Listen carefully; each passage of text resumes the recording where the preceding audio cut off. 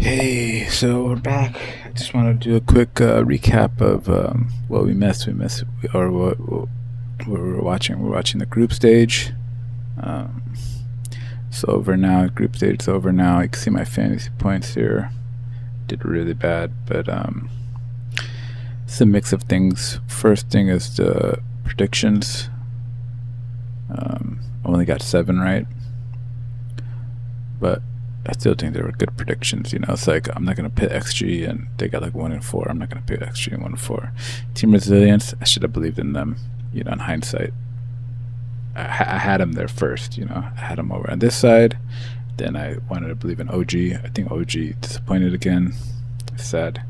They got 1 and 4 too, or something like that. And then Gamer Legion, I'd say was the underdog of the tournament. They were playing really good. Maybe it was just the RCY. What's that hero? Earth Spirit. Because they looked really good when he had that. They were like competing with everybody. But then I feel like they just ran out of steam. The heroes didn't click against their last game. I don't forget who they were playing. Somebody good. But it was like Iron Wings or something. They just, Ghost was like looking good. He was looking strong in a tournament. And then it's just like when you lose it, you just look bad. It's like same with Iron Wings. Like when Pure was playing freaking IO carry, it didn't look that good. It's like it was like it's either gonna look amazing or you're gonna just look like, why would you pick that hero? Like you got lost and it was just you were just hitting creeps and stuff. It looks bad when you lose on that hero. You know what I'm saying? Like it only looks good if you're like TPing in and going in and ganking them, killing them all over the map, and then having your orbs in their base in the fountain, and it just looks like you're owning. It has this vibe to it. But when you're losing, it just looks like it's like all or nothing hero. You just look dumb. It's like, oh man, you picked IO. So I think Laurel tried it IO mid or something. Like I think they lost with it when he tried it. Like, but people are trying to get like Watson tried it, I think, and he won with it.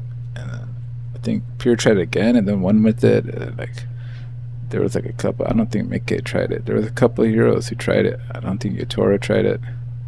But yeah, they put on Laurel instead. I don't think Sumil tried it. Like there was Kiritich, maybe Kiritich.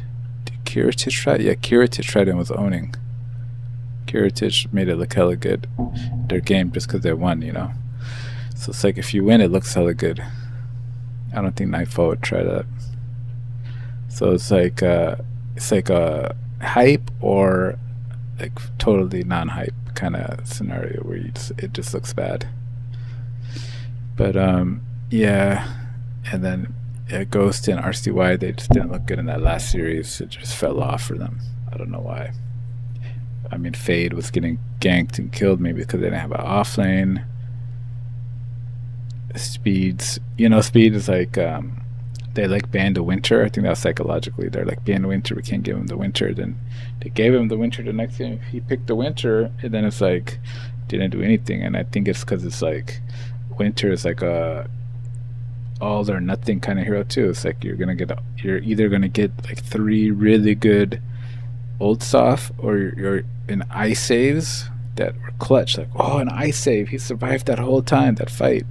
And then you turn to fight, or you're not, and you just look like you don't do anything. You're just completely useless to the fight, completely useless to your team, unless if those 3 ultimates they get off during these 3 key team fights don't like make a difference in the fight, then it just like you did nothing basically. So it's like an all-in hero that it rolled bad for them. You get what I'm saying? And then it just, I'd say, then it just didn't work out for them. But I think they did really good. I felt like they felt like a team. They felt like an improved unit. Like I'm not saying they're all going to stick together. So I'm just saying like they felt like a professional team while they were playing. They felt pretty good. I liked it, and it's like it'd be interesting to see them at further tournaments now. Like they're, I think they solidified that they're like a B team. Like uh, they can go against any of the B teams in those tournaments, and like playing in the group stage and stuff. It's like they're not just like easy pickings. They'd be like maybe they're supposed to win those now. Maybe they're supposed to win those. They come up against the Yellow Submarine or something, or Virtus Pro. Virtus Pro fell off Tomato's team and stuff. Like maybe they're supposed to win that game now. So it's like maybe they get a lot of confidence going forward that they should be winning more games, qualifying to more tournaments. Like it's pretty good. It's good for them, Huligani, even though they went 0-4, I feel like they won. They won something. Maybe it was just one game or something. They were pretty good. I was scared of them because I was like rooting for the other teams, and these guys were playing hella good. Like Dota, a lot of good Dota players out there. These guys were good. I thought they played good. Like they're very talented. Just they're playing against these fucking. It's hard, Team of Zuns was hella good. YSR new. I would say that's Echoes. Echoes stunned. He put on a show, like he made a name for himself. I think that was one of the most disappointing ones. Them not making it through, but in the last game they were up against like Yandex or something, or Liquid or something. No, who were they up against? XG or something. No, they beat XG first, which was crazy. XG went out, they just had a bad tournament, they don't understand a patch. And it's like they could have quit and all that and disband or something, and it's like maybe even XG will sell them. You know what I'm saying? It's like maybe XG is like, Ame, why would we invest all this a whole another year in a team into you?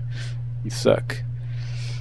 You don't know how to play IO. Ame tried IO too, I think. You don't know how to play. Nothing to say, didn't look good. He had a poor tournament. He was one of my favorite mid laners, so it was just playing not that good. It's like FY wasn't looking that good. He can only play Spirit Breaker now, I guess. Like he's an old man. Xnova was okay. XXS was probably the worst because I didn't even notice that he was in the games. XSS used to be the best player on Vici or some shit, and then now I didn't even notice he was at the tournament. I don't remember any heroes or played or anything he did, any stuns or like any team fight, anything. I don't remember anything in the crazy XSS moments. So he was pretty much just on vacation or something. He wasn't there. It's but me, I'm like a believer and just try it again next year. If it's the same team, if it's up to the org, XG, if they'll pay them, like, hey, I don't think that the teammates should react like, oh, we got to get rid of XSS and then it might be better, or nothing to say, or try to trade Ame, let's get a young Chinese player. It's like there's already a million stacks. There's Team Resilience to have a stack. You can't just stack shuffle Vici, like you already shuffled Vici, like let's get Shiro instead over here. It's like you're just going to be this trash stack again. I think you could just try it again and hope the meta conforms to you. The meta and the playstyle and the hero pools and the patches, because it's going to be a whole new year. It's going to be a whole new patches and stuff. Like it might not change that much because we like change facets and stuff. It's like a crazy year. We changed a lot. So it's like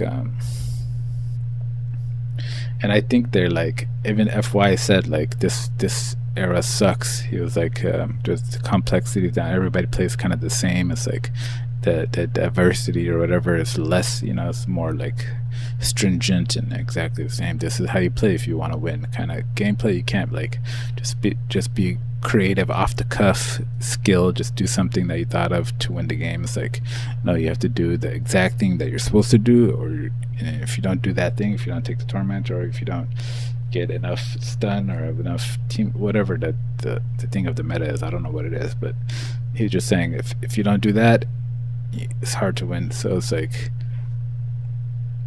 maybe they're having a hard time figuring that equation out. Like Paravision knows it, but they're like the only one. Everybody else looks weak too. Everybody looks kind of good and kind of weak. Like, so I wouldn't say they're the only ones struggling. I think every team's struggling. Yandex almost got out, and we would have called them. They're the ones who almost got out to one of these teams. Team Resilience, I think. So I was going for both. I was like, if Team Resilience makes it, that's hype, right? For China. But I like Yandex a lot. I like all their players. Like, specifically Watson, and then Saksa is pretty dope. I learned to like Saksa a lot, like after watching him this on Yandex and his interview and stuff. It's like, wow, he's a great player. And back from when he won with 33 Tundra or something. Was he on Tundra? Yeah, I think he was on this Tundra Iron Wings kind of team. He was the offlaner, so he was really good there. And Shadow Shaman plays and stuff, and he's a good player. Shadow Shaman, is that what I called him? Yeah, Shadow Shaman. I think it's Shadow Fiend, not Shadow Shaman support. So he's a good player. Watson's really good. But if they would have went out, then it would have been a bad year for them after all the years of playing so good the whole year. To just go out in the group stage, it would have been so disappointing, bro. That would have been, I think that would have been so crushing, soul crushing. You want to believe in yourself. It's like even if you won a tournament, like, oh, we won Blasam, or we won a PGL or some tournament, even ESL won Birmingham or something. Those like top tier tournaments, it wouldn't matter. They would feel like we're frauds. They would feel fraudulent. So I'm glad for their sake they at least made it to playoffs. They could say, hey, we are one of the best teams. We're in the top 8. It's just a hard meta, and they could forgive themselves a little bit. Even if they go out now or something, they get upper bracket and lower bracket. You get two opportunities. So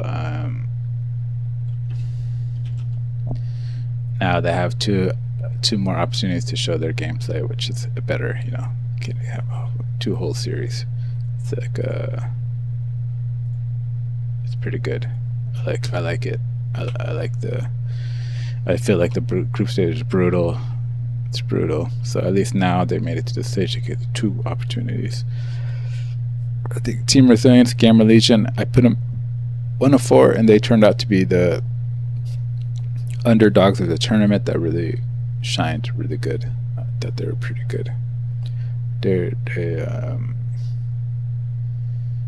overperformed, you could say.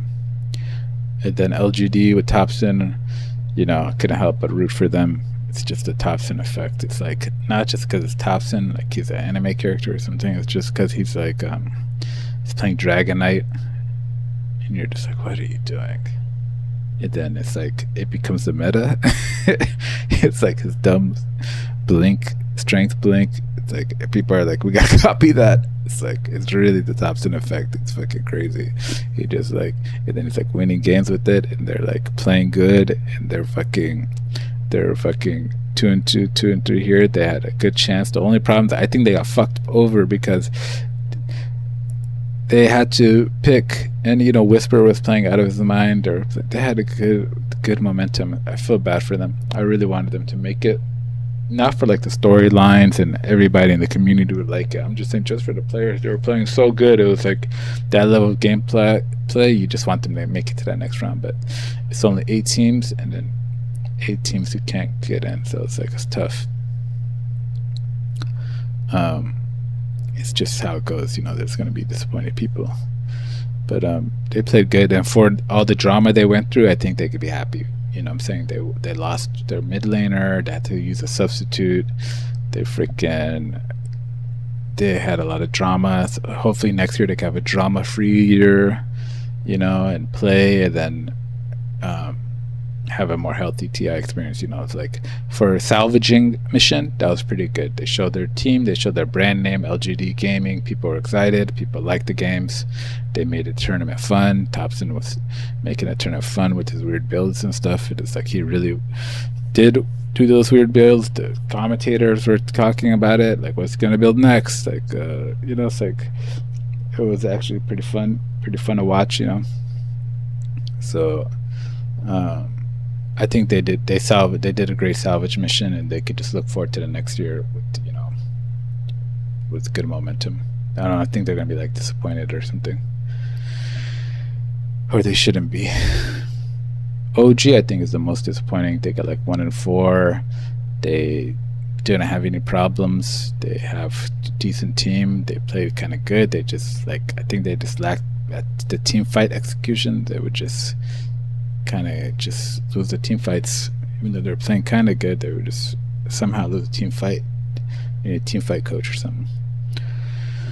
And then I don't know, their work with OG, right, with no tell and stuff. They gotta coach that aspect of better team fights, because they're good players. The skills all there and everything. It's just when it came to those deciding team fights, they would always lose it. It's I was going for them, I was rooting for them. It's why they're just losing these team fights all the time.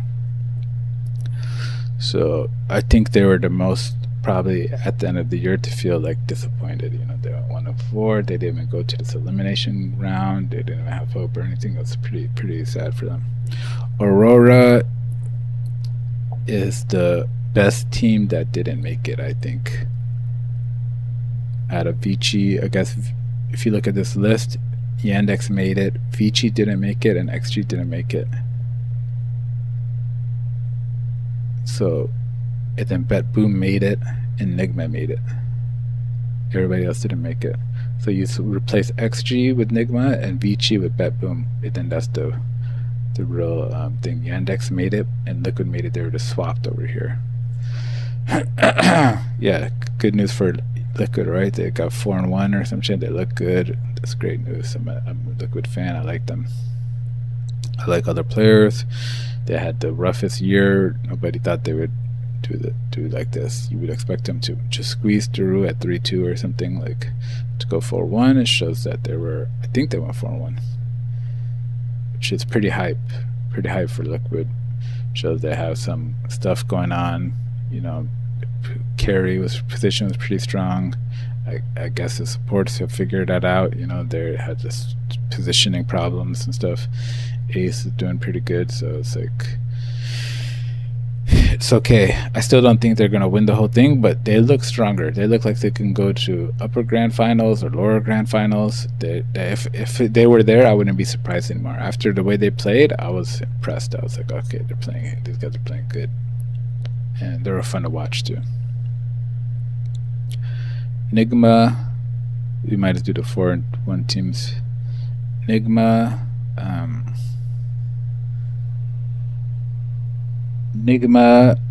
I don't know if I was rooting against these guys, rooting for them, but they made it 4-1.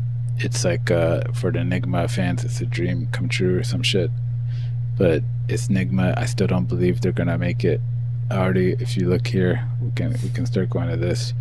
I already knocked them out both games. They're gonna lose to Falcons. They're gonna lose to Yandex.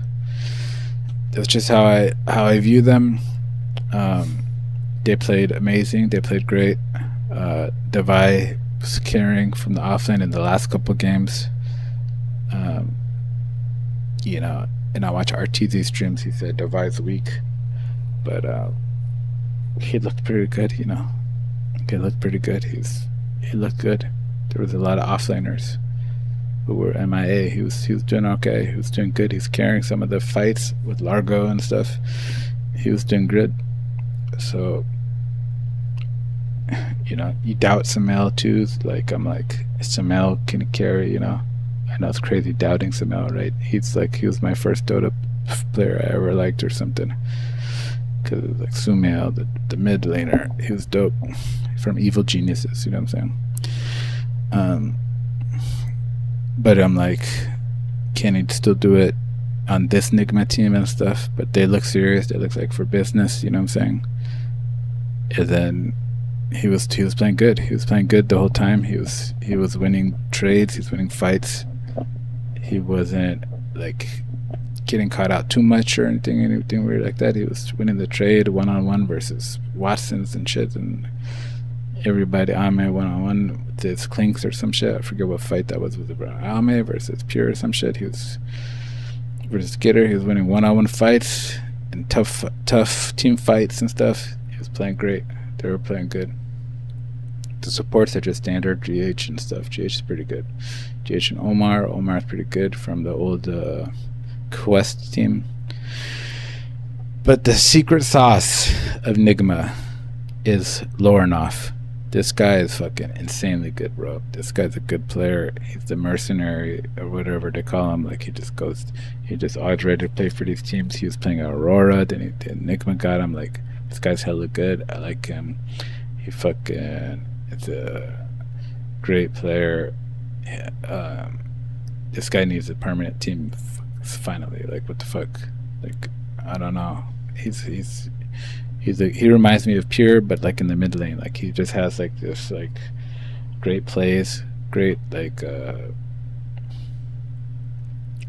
great like personal skill. You know what I'm saying? Like a little bit of personal skill there, where it's like he can do it. You know what I'm saying? He can pull it out. So it's like he was popping off. Like this guy Larnoff's pretty good. That's why they're 4-1. I would say so mainly because of Lornoff. I almost put him in my fantasy, but I decided Nigma. I have them going out right, like pretty fast. So I was like, they might not have enough games to get like a good score here. So I just put no one because no one's solid and good, and he's been good in every game. I wish I would put him in the group stage, but I had fucking look at this. But it's not his fault. I had a bad Lotus's gain. When he's near the Lotus Peel, Roshan kill, like it's dumb. Like look at I didn't know how to do the thing. You know what I was doing on the, so that's why my score is so low. So half my predictions weren't that good. I only got 7, which is like half. You know, it's like, or I guess it's less than half. Well, 7, 8 is half, so it's like it's okay. 1, 2, 3, 4, 5, 6, 7, 8. Yeah, 16, 7. It's like. It's almost half. It's okay out of predictions. It's just random, you know. I'd rather enjoy the game than have got my predictions perfect, you know what I'm saying?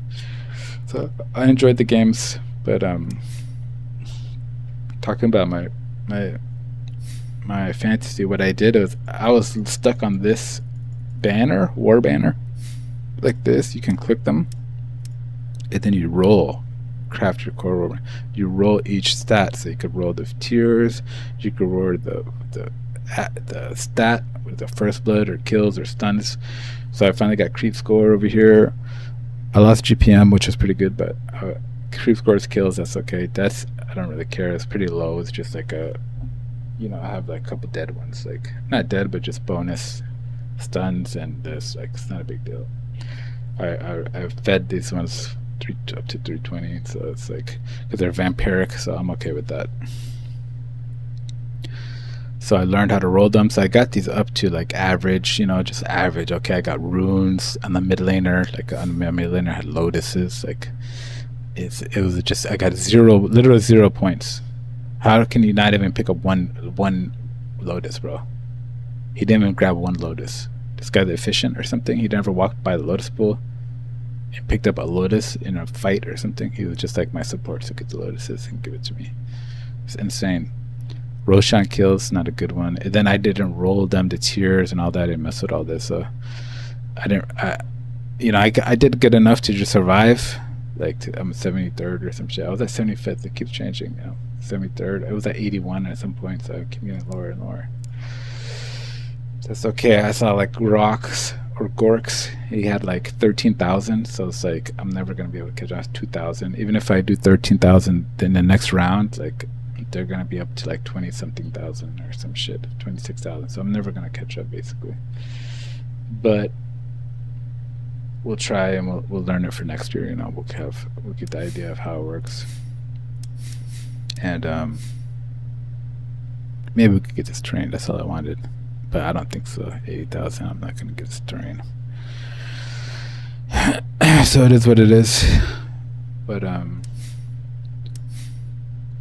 now at least to going into it before locks, at least they did the creep score. It's like, okay, it's tier 3, tier 5, tier 3, tier 4, tier 3. It's like pretty good. I didn't want to roll them once they're already like pretty good. Tier 3s, tier 4s, it's like kills, he might get kills, and then I change this to team fight, he might get team fight, like that's guaranteed. He's gonna be in team fight, he's gonna have some kills. First blood's random, but it's just there. Creep score he's gonna get, in runes grabs he's a mid laner. So it's like all of these will casually add to your score. You get what I'm saying? Like they will have the potential.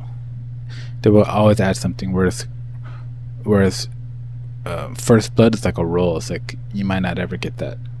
So it's like if they get that over here, Satanic or Rude, they usually like to give it to the mid or the safe lane. So if Team Vision ever gets a first blood, it's gonna make their score that much higher if they give it to one of their cores.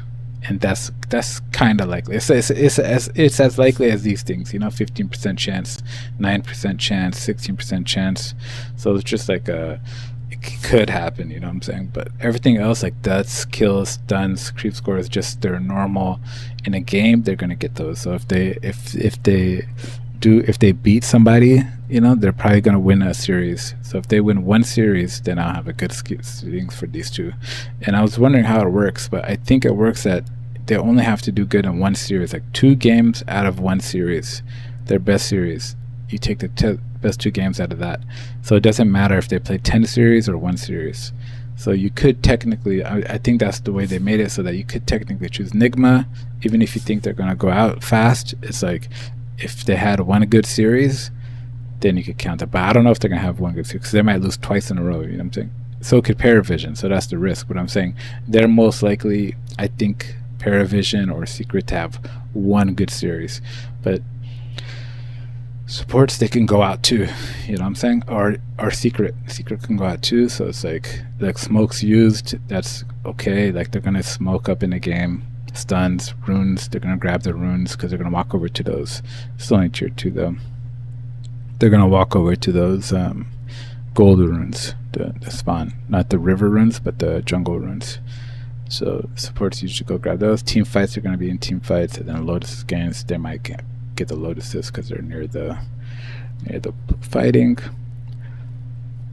So I'm like happier with this versus this one, where it's like it was random. Like it was 127, 170, 170, 180, 150. Like all of them were bad. Like now it's 290, 230, 190, 140, 270, 200, 290, 180, 190, 200. So I only have like a couple that are like that low. I only have like a couple that are 170s. Like over here I'll have 140. And then everything else is pretty good. And then over here I'll have 180, 190. And then everything else is higher than that, you know what I'm saying? Not by that much, but and their things are better, because it's like, and then this one I only have stuns because it's benevolent. It gives 20% to the adjacent, so I'm okay with that because I get more kills, more creep score. And then stuns, who knows if they're gonna have stuns. The guy might play Doom or something, he might have like 1 or 2 stuns. He might play Sven, he might have 1 or 2 stuns, but they could easily play Lifestealer and fucking not have any stuns or something. So stuns I don't really care about. But yeah, it's like Lotus Gain, Roshan, because these are like both dumb. Like I didn't get any points, so it's like I think this time it should be a little bit better and more normal. This is more of a normal participation with the thing.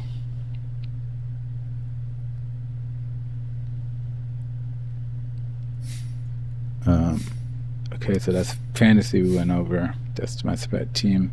Satanic and Notice playing out of their minds, playing really good. It's a great tournament for them so far. They're the best at the group stage. No one was playing really good too. I just like, not me and Rue, I think their skill level, the way they played, it was kind of highlighted even by the casters and everything. It was like they are playing good. Not me, it's like really talented,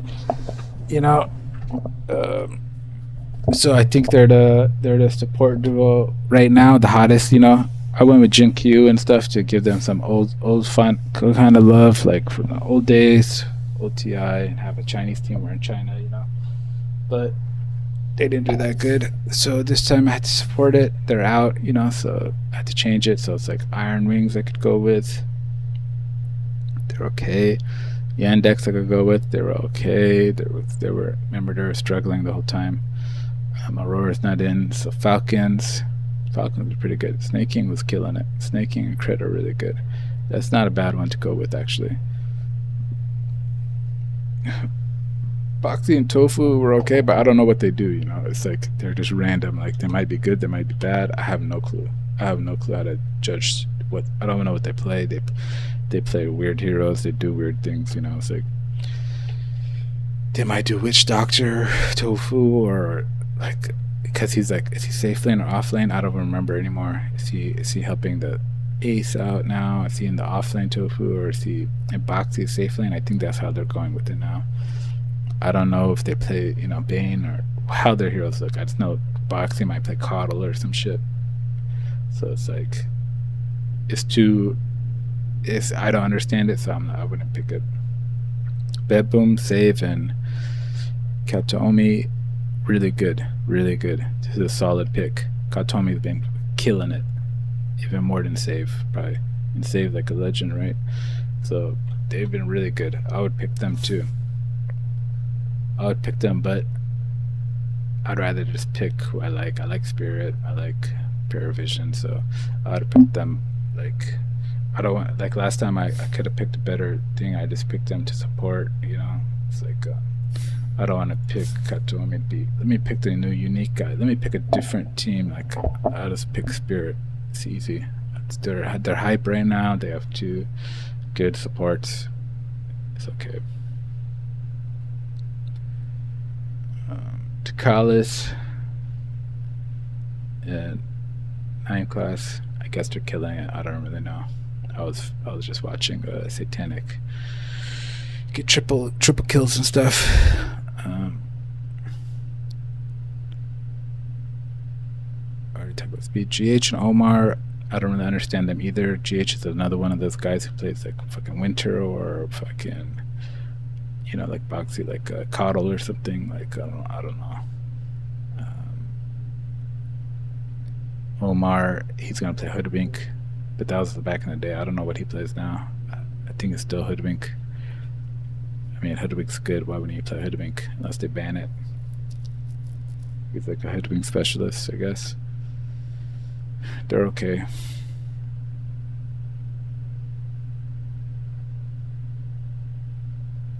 Ari Wyman, they haven't looked that special. They look pretty good. Ari's been doing some plays. He looks better and better. White Man, he's been he's a legend and he's good and all that, but yeah, they're a solid pick. They're a solid pick. They could be better than these two for sure. Just depends on the games. We don't know who's gonna win. If they win this game, me and them would look good if Spirit wins. If Ironwind wins, then it's gonna be that because White Man and Ari are playing good too. So it depends now who wins these games. And who do you think will win at least one? If Spirit loses, they go down here, they're gonna play bet. Let's say it's guaranteed Vision's gonna win, because that's what we think, but it's not guaranteed. It could be Vision, then even worse, right? You're gonna have to play Vision. Yeah, you're gonna have to play Vision or Spirit or Bet Boom. So these two are gonna have to play each other down here, the losers of that round 1. So it's like Ironwind versus Bet Boom. They could lose that game. Ironwind could lose both these games, and Spirit could lose both these games. It's like impossible to predict, It's not like where it's like versus Nigma, where like, hey man, you should at least be able to beat Nigma, even though Spirit just lost to them. It's like maybe they'll get that rematch or something. But I'm just saying it's like based on the rankings, right? Nigma could win the TI. I'm not judging it like that. I'm just saying like based on the rankings, the difference. It's like, hey, you guys should be a little bit stronger right now. I think Yandex is better overall than Liquid right now, but right now Liquid's winning, so it's like, hey, Liquid, you should go through. You should beat them. But Yandex will easily beat Liquid. But form change, like the TI meta evolves, people get stuck in the minutia of the meta, and they're so TI headed. and they're so stuck in their drafts, and they're like, we gotta draft this to counter that. We gotta draft. They don't know what they're doing at the end of the day, and they're just losing. You can see that they don't have no. It's like a cart that's like a cart that's going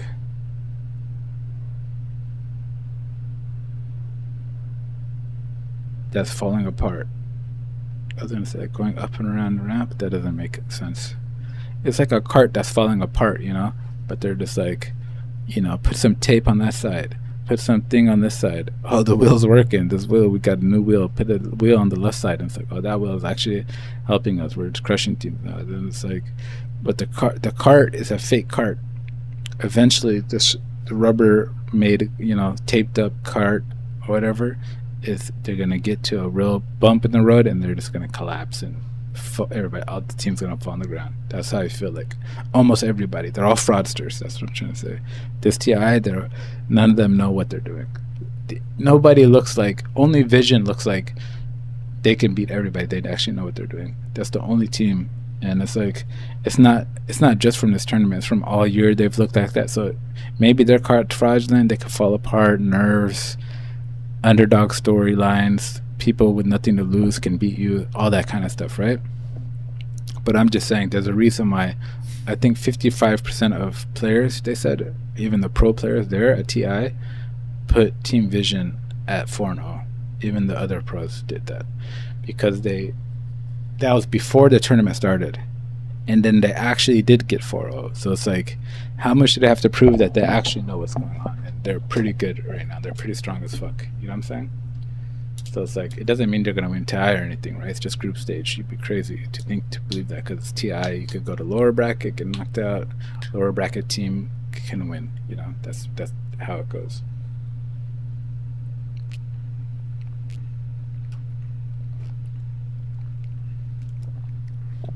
It's like the World Cup. If you saw France and you saw Spain, after the group stage, everybody said France is gonna win, and Spain looked like frauds. Where are they? They're not here. They're tying Cape Verde. They're pretty bad. Like everybody's like, France is guaranteed to win their championship form. They look great and stuff. But at the end, France got knocked out in the semifinals or something like that, and then Spain won the World Cup. So it's like you can never tell who's gonna grow and grow stronger. And they're like, whoa, this Spain team, it could be Falcons. Like this Falcons team, wow, Marlene and Amar just too strong. Or Liquid, like Mikke and Nishar, just demolishing teams. Like it could be pure, Iron Wings. It could be 33 pops off. It could be Yandex. Like you never know. You never know, because it's just a group that you can't overhype and just say Vision's gonna win the tournament. No, it's like they're a strong team. They're the strongest team. I'd rather be Vision right now if I was any of the teams. But it's a tournament just like any other tournament. It doesn't guarantee anything, and like these tense, insane matches where everybody's good. You know what I'm saying? Bet Booms is hella good. They're hella good. They're in form right now. Kiritich is in form. GPK is in form. They're playing good. Miro, they have good players. They could easily beat Vision. It's Dota. It's like a best of 3. It's like no team is impervious. You know what I'm saying? So, but I'm just saying that they are the favorites, right? They're heavy favorites. They'll probably beat Boom. They'll probably beat Vision. So that's why the whole point I was trying to make was that it's hard to judge, which players to get. Because you don't know if they're going to stick around or if they're going to be the ones to lose. It's like really hard. It's like we don't know if Spirit's going to collapse, their cart's going to fall apart. All these guys are driving carts. This is the first TI where the other TIs, I was like, they know what they're doing. They're confident. The Chinese teams and stuff, confident. Bro, Chinese Dota. These guys can play like art. They're painting out there. You know what I'm saying? Now, all driving carts. They don't have no idea how to play, bro. They're just all carts. The carts hit the bump in the road, and they all just collapsed. They got kicked out of TI already. All the Chinese teams already. XG was the most taped up cart. They would tape it up. XG had a taped up cart. I was trying to believe in them. Everybody believing in their taped up cart. They're like, we're out at like, 1-4. We're in the 1-4 slot. It's like, oh shit. So, but people were predicting that. It's not like people couldn't see it. It's just like people don't want to believe in that they're driving a cart right now. It's like you just want to believe like, oh, it's XG though. You know that. I don't know that thing in sports where it's like their quality of the players will prove through. That exists in Dota, you know?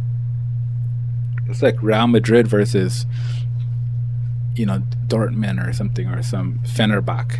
It's like, I don't care how good Fenerbahce's playing. Real Madrid is a bigger name, and they have bigger teams, so they're going to win most likely. You know what I'm saying? So it's like in sports, it usually works like that. But for some reason, you know, I put XG up high. I said they're gonna come on. This is XG. They're gonna this has Ame and stuff. They're gonna come to figure it out. It's like something about this patch is so crazy that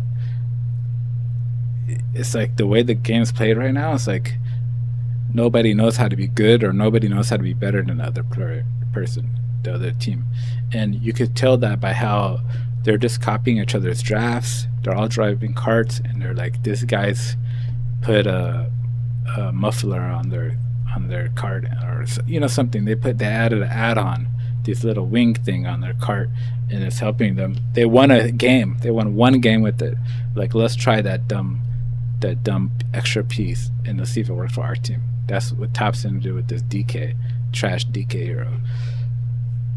And then people are like, let's try that, and then I think Team Spirit won with it, just because it's just trying something different. It's just, it could work just because it's a cart. You get what I'm saying? They don't know. The cart will fall apart soon, though. You know, I don't believe in these guys' cart at all. I don't believe in Iron Wing's cart. I don't believe in Team Spirit's cart. I don't believe in Bed Boom's cart. Bed Boom's like safe. You know, they're just like, we only add the safest parts to our cart. They're like kind of stable, but they can't get those highs, you know. They're like stable, but they can't get those highs. Now it's playoffs. Their card's gonna crash too. They played a safe, slow card. It's gonna crash. You know, I don't believe in their card either. Team Yandex.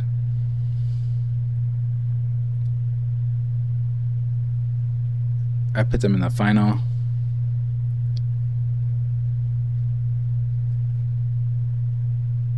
They tried carry IO too. You know, it's like this secret technology. That's how I know their carts are all fake and fraudulent. They're like, you know what? This IO has worked in the scrims. I think they trust these scrims too much, man. They fucking love their scrims, and they fucking love their secret scrim matches. But we just played a scrim versus Iron Wings, and they killed us with the IO carry. And it's like, oh, that's the secret technology of TI now. You gotta do the IO carry one game. We got the IO carry that now this match. Then they go into their stupid fraudulent game, and then they fucking get stomped, or they win.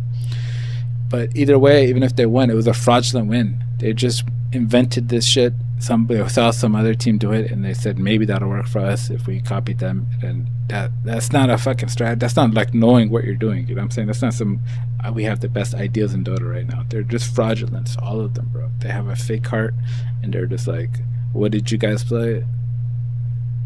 Did you guys get the Necrophos, or did we? Did you guys get the Earth Spirit, or did we? That's it. That's TI right now.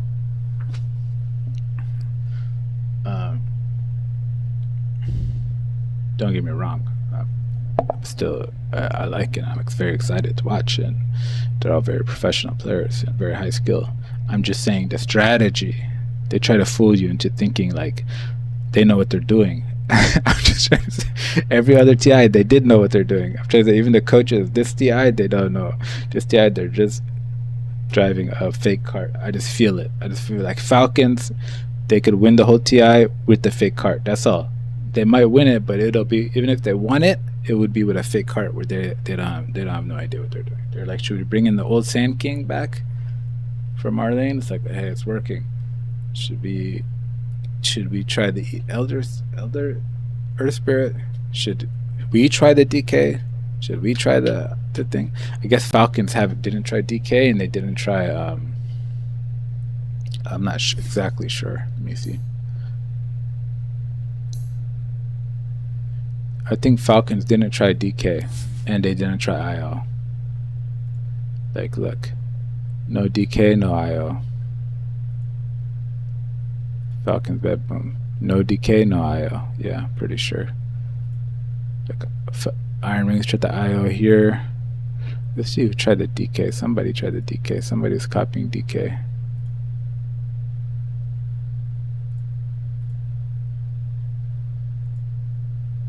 Maybe it was only one game. Doesn't seem like there's that many. Right here, DK. Yandex tried the DK. And LGD tried it twice. Oh, that's because Thompson. They like stole it from Thompson, bro. They tried IO and DK. Did they win the match? If they won the match with IO and DK, they won. Yeah, they won the match. They killed 12-2, 9-3. They killed the IO and DK. Hey, it might work, but I'm just saying they don't know why. It could have been anybody, bro. They could have fucking brought out fucking. Let's see the heroes, bro. They could have brought out. Did you think you were hunting? They could have brought out fucking Elsie or something, or you know, some shit. Wraith King.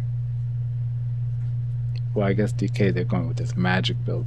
So I had to do magic. It could have been Kunkka, you know what I'm saying? It's like, what did he do? Did the Kunkka doesn't do? Want this target for a sec? I don't know, bro. I just don't believe it. I don't believe that they know what they're doing.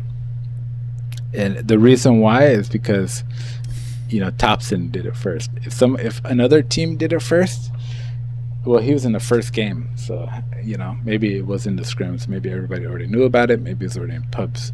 I think that the fact that Thompson played in the first game in the first round made it feel like, why is this guy playing DK mid with some strength blank or something, like this fireball. So it just felt like something unique that only Thompson was doing because he just got it from his pubs or some shit. But I don't know.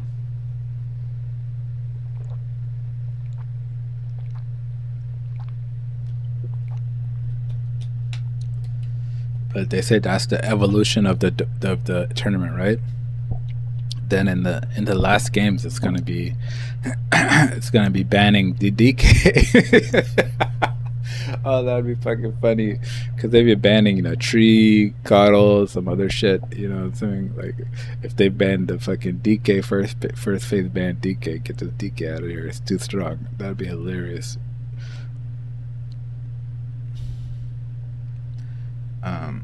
Yeah, so I don't believe anybody. It's just up to now. It's just like, hey, are you gonna have a good day and you're gonna go on a run? That's all.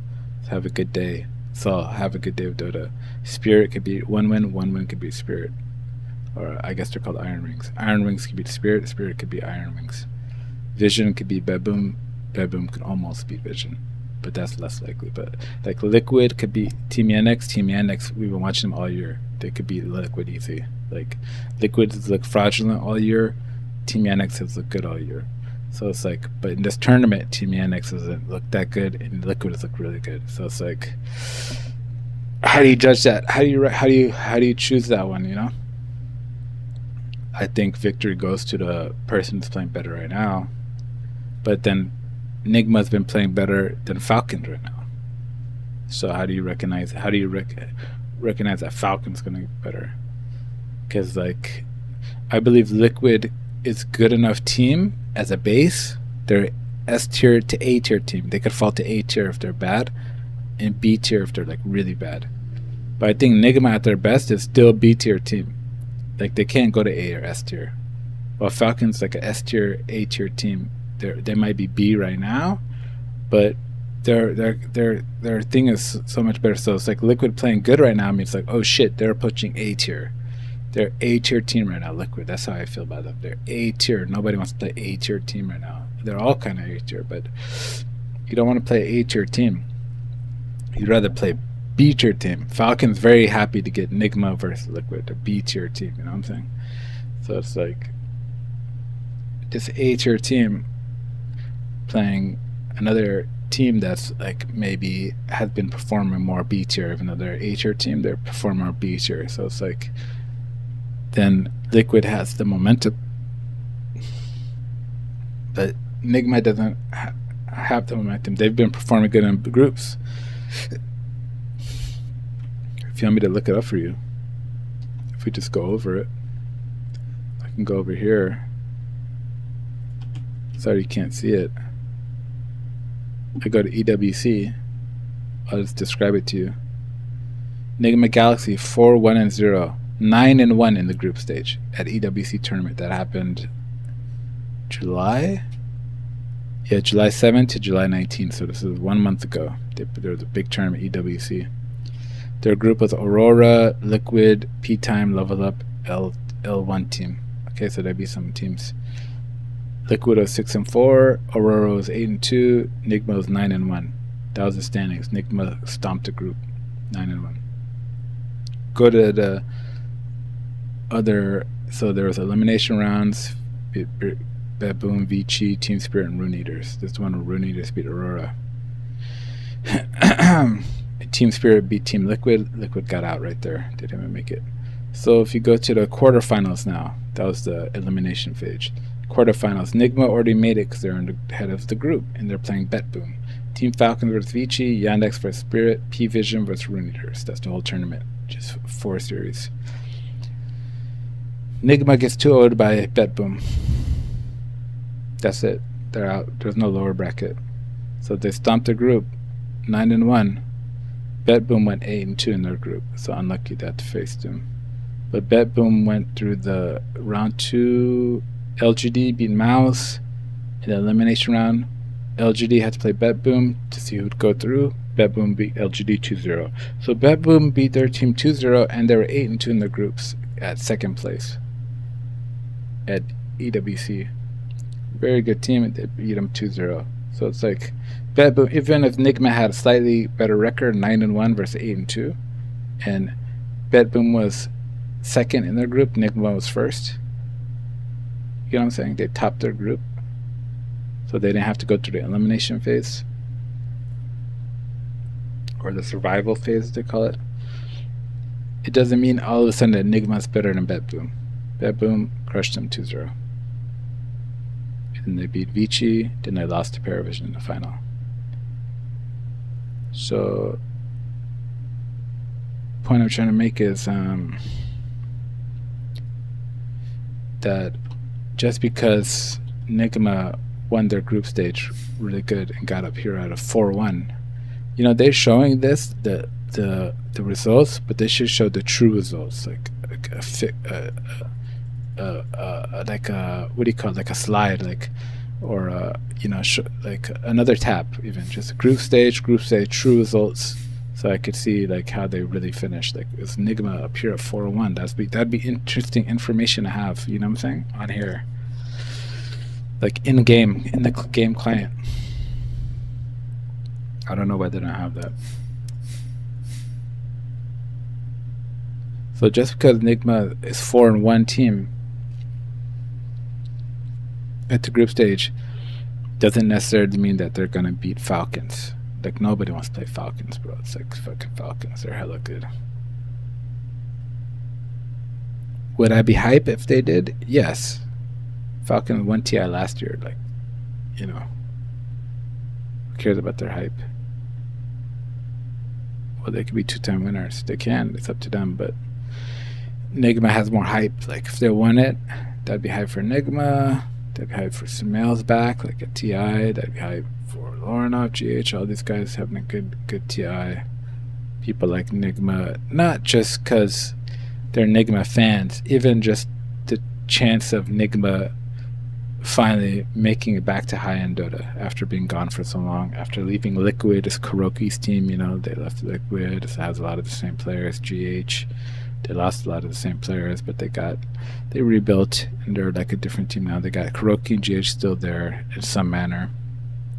Sumail joined them for a while. Enigma, I think Miracle joined them, and he's like, I don't know, he stopped playing or something and took a break. I think he's like on their roster still.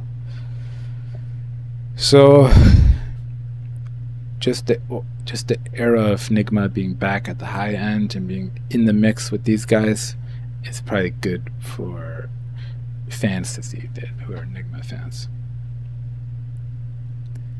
So Enigma making it to the next round would be hype, but can they beat Liquid or Yandex? I doubt it, because that would be too high of a run, but they could do it if you believe in them. But I think their card is fraudulent. That's all I'm gonna say. I think they have to pop off, and like I think they already did what they did. You know what I'm saying?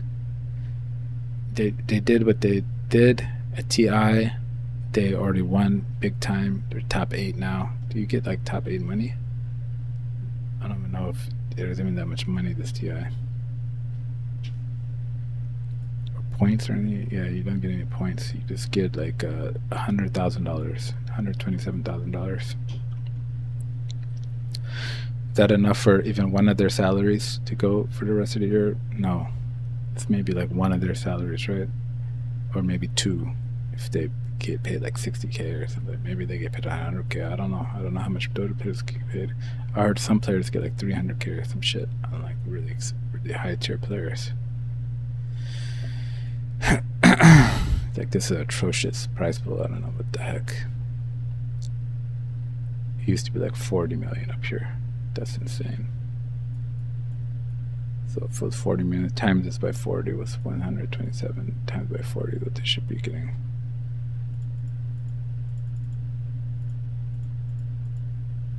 $5 million. I don't think it's 5 million. I don't think top 8 was $5 million ever. Let's see the past tournaments. How do you see past tournaments? You go to the international. You guys can't see this with me. I'm just let's talk to you through it. Okay, that one was, yeah, okay. Top first TI 16. Wings got $9 million for winning. Digital Chaos got $3 million. Evil Genius got $2 million. Fnatic got $1 million. 7 and 8 got 500K. 5th and 6th got 900K. So it's like almost $1 million. So it's a lot better. This is TI 16. I don't think that was the most expensive one. Let's see, like TI 19 or something. I think COVID like put a big cap on it.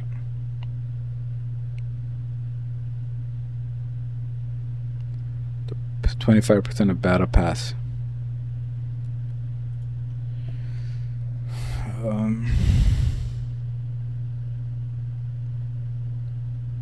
OG won $15 million. Team Liquid won $4.5 million. PSG won $3 million. Team Secret won $2 million. 5th and 6th got 1.2. 7 and 8 got 858. Okay, so TI 19 still had a great prize pool. And Royal Never Give Up was in 7 and 8, and they got, and Infamous, and they got 900K. It's like these guys disappeared. Man, they should have stuck around because, wow, I'm just saying that's a let to win for them. 900K. There wasn't one in 2020, it just went straight to 2021. This one's even bigger. Team Spirit got 18 million, 5 million for second, 3 million, 3.6 for secret. Man, Puppy must be rich. 2.4 million for Invictus, 1.4 million for Virtus Pro and Vici, 1 million for OG and T1. 7th, 8 and 2000 they got 1 million, so 2021. So it's like they get 100K right now, bro. 100K instead of $1 million. Like, I'll be so mad just for getting 7 and 8. Let's see, the prize pool is 1.6 million. There is no battle pass or companion this year. Players instead get a collection of rewards they could earn during the event. They get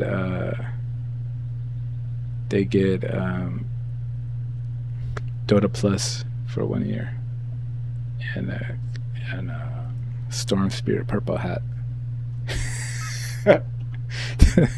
They get the collection of rewards. What the fuck is that, bro? Literally.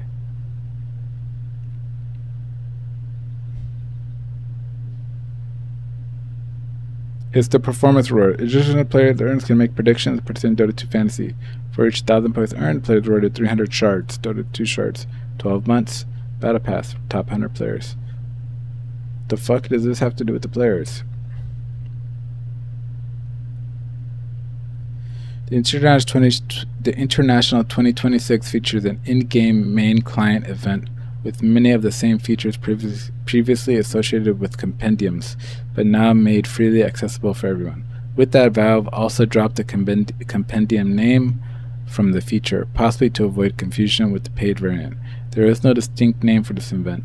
However, its rewards are at the center of its presentation. Like before, players can participate in fantasy and predictions, then the accuracy of their guesses will be tallied up against all other participants in a global leaderboard. I like this. Rewards, I like how it's free for everybody. You could just play it. Rewards are awarded at the end of the international based on percentiles, with higher tiers getting access to new immortal items, custom terrain, and discounts on the collectible ages. Alongside this, players can also again buy supporter bundles, both for teams and talent, with chat wheels, loading screen stickers. Okay, what the heck does that have to do with the other thing? There is no battle pass for companions here. Players instead get a collection of, okay, players, they mean Dota players. Get a collection of rewards they could earn during this event. An additional 30% from all supporter bundle sales are added to the prize pool for the tournament. 1 million contributed right now. 1.5 million. So 30% from supporters bundles. So not having this battle pass makes it go down, but I think they should have both. I think you should have free fantasy. This is all great. I like this. I don't want to have paid for this. This is cool that you just get to, it's part of Dota experience. You play Dota all year, come in here and get some fantasy predictions. This is just coding, right? It's like they just coded this, so it's like it's not that crazy. They coded a little mini game for the rule fantasy, and then get some rewards, then just sell your team bundles and stuff. This is all legit, a cool international thing. On the other, like they have two things going at once, right? They have Dark Carnival too. That's this whole thing. It's like this could have been the $10 thing they pay for to add to the TI thing. You know what I'm saying? Like just have this be the $10 thing. They want to do this for free too. Okay, then do another $10 thing. You know, called the compendium or something. Like I'm saying, to get the price pool to go up, because there's a lot of Dota players all around the world. If they all chip in $10, the price could go back up to $30 million or something like that. Because it's just dumb that they come once a year and they're getting $100,000. That's fucking crazy, bro. That's too low. But I guess they'll figure it out.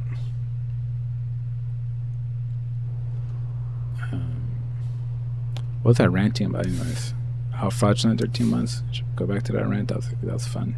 Because they're all fraudulent. They're all in the carts made out of wood. These are all wooden carts. I didn't explain that. Maybe you were imagining a different type of cart. These are all wooden.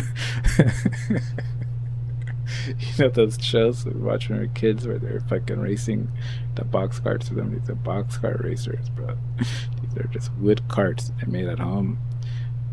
They're not painted. If you paint them, then it gives them like they're in a race. They're authentic. These are unpainted wood. It's just wooden carts, and they put some duct tape on it. The worst carts, unpainted wood.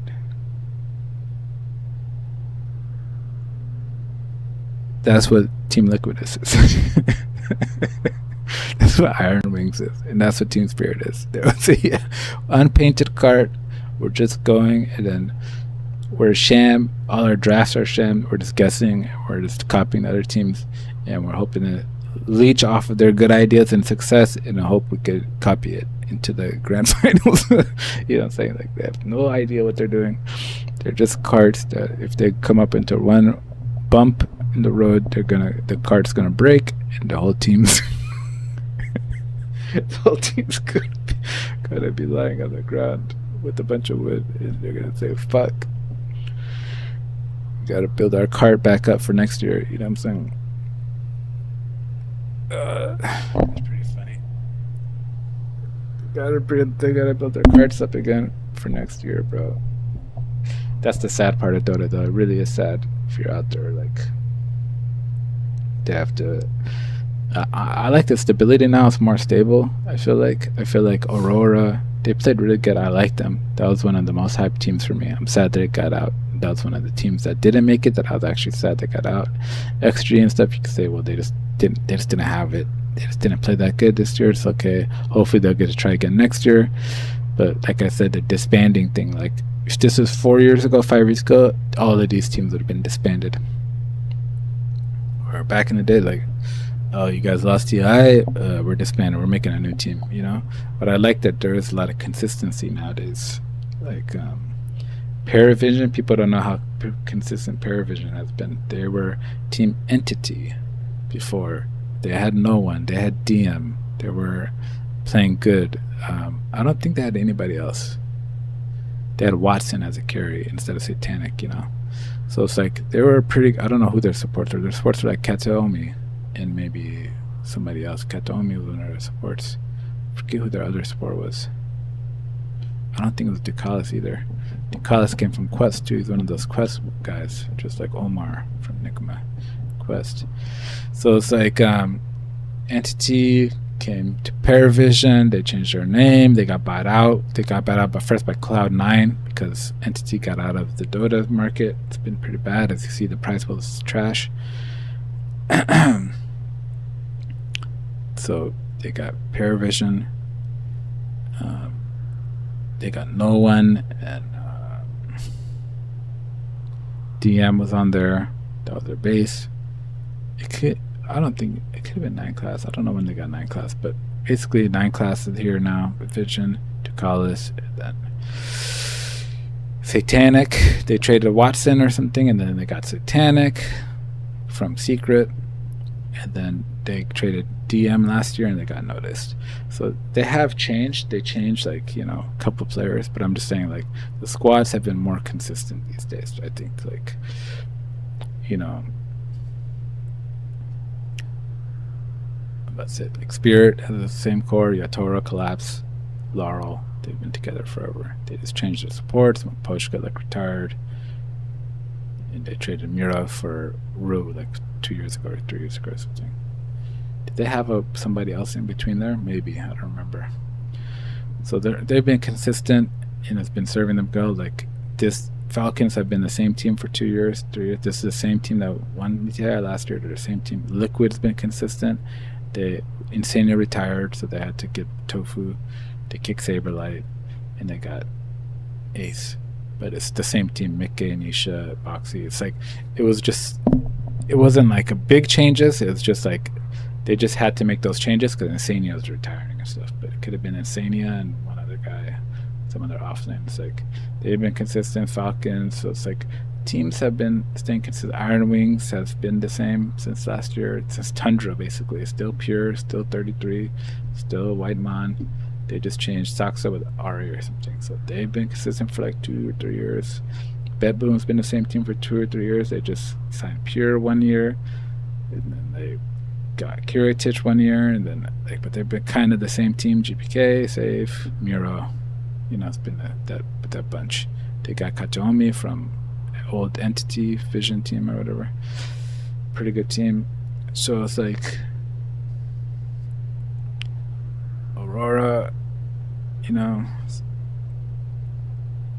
these stacks have been playing together for a while. You get what I'm saying? That's what I'm trying to say. It's like, not like this. It's like a freshness stack where they have a team. They got kicked from their other teams, LGDs or whatever. These guys were pretty good, and then they come together and they're like, let's just make a new team. Team Resilience. It's like a stack, you know. And they make a run of good players, and they're actually a good stack. So that stack could survive to the next year to some couple tournaments. We'll see. Gamer Legion. It's the same team from last year. They just replaced, I think Yamsum was his name, with Ghost or something like that. They replaced their carry.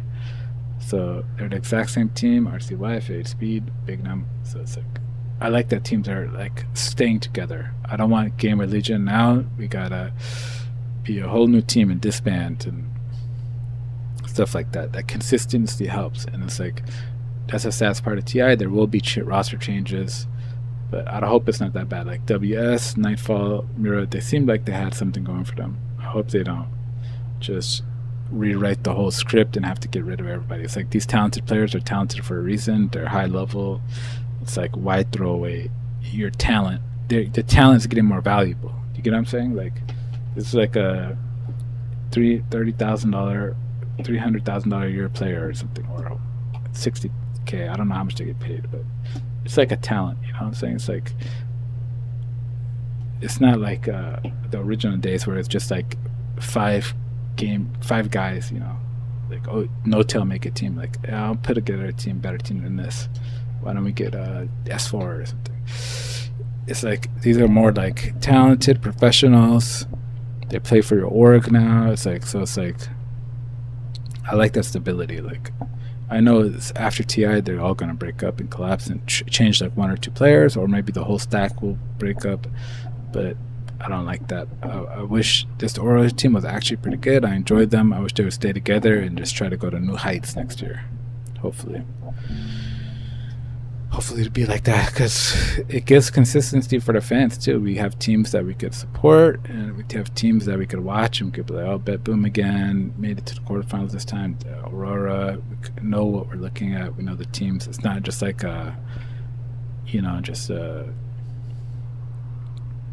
just like changing every week, you know, or every after every tournament.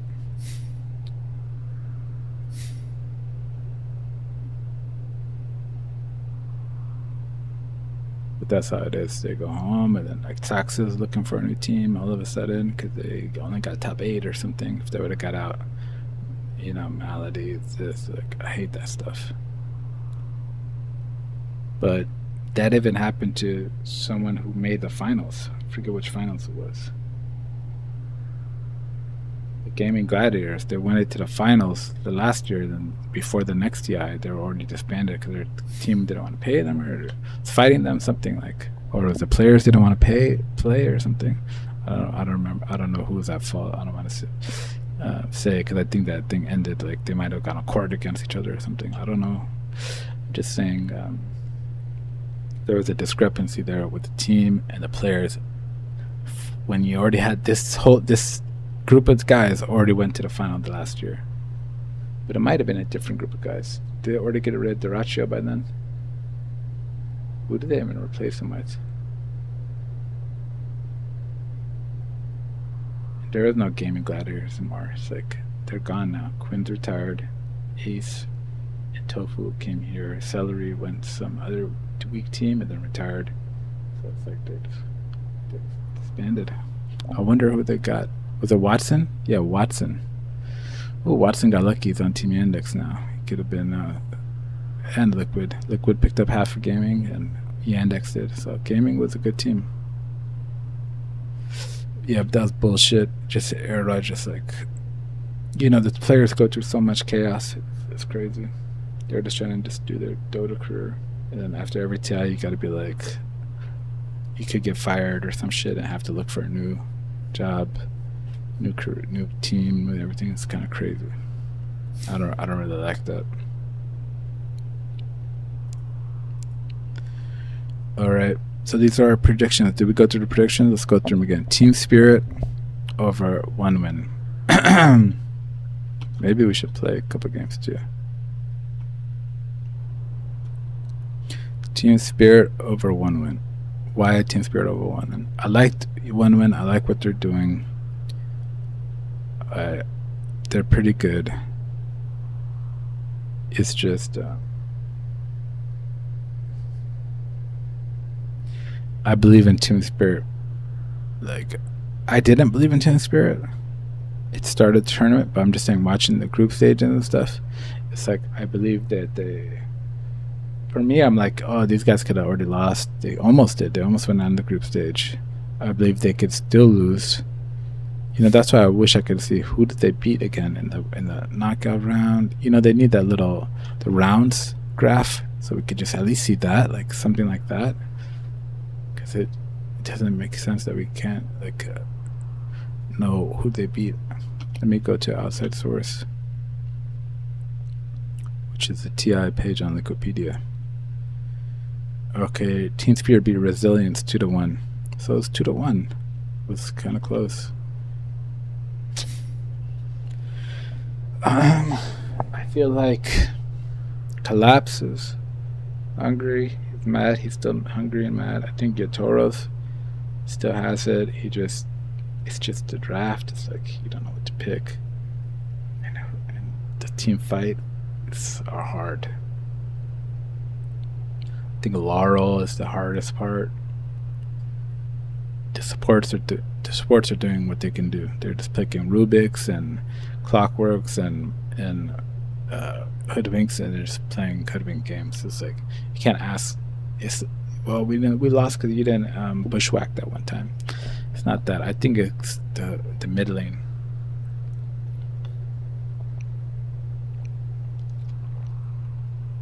Well, I'm about to say the mid lane, the off lane, and the carry.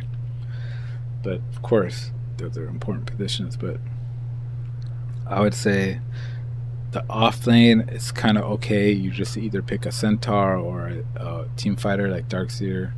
So it's like, or a Doom or something. It's like, it's not that consequential. Yeah, it could help you win or lose, but I wouldn't put everything that's the cause like a Dickaloo. And then the carry is just a damage dealer. So it's like either it's going to be able to do damage earlier or later. So Dro might take some time. And then Nature's Prophet might have more global presence if you can win the couple fights. The ATP2 could help, or it could be like a win to earlier kind of single target damage kind of person, a little bit more survivable than Dro, just waiting for this great timing PL Dro, you know. Then like the melee guys, LS and Tiny, or it's fun.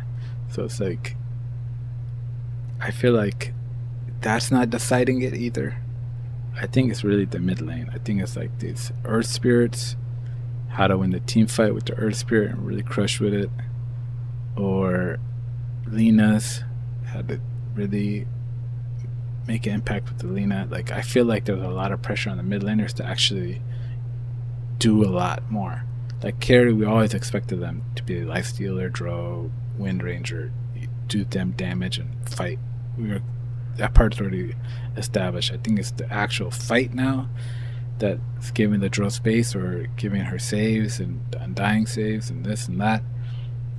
So it's like, I think that part is how you win or lose the game. And I think the mid laner has a huge responsibility in that part. Either they're going to be a Lena that like crushes it and ults and gets those kills and becomes too good, or she's going to be dying and the game's going to be lost.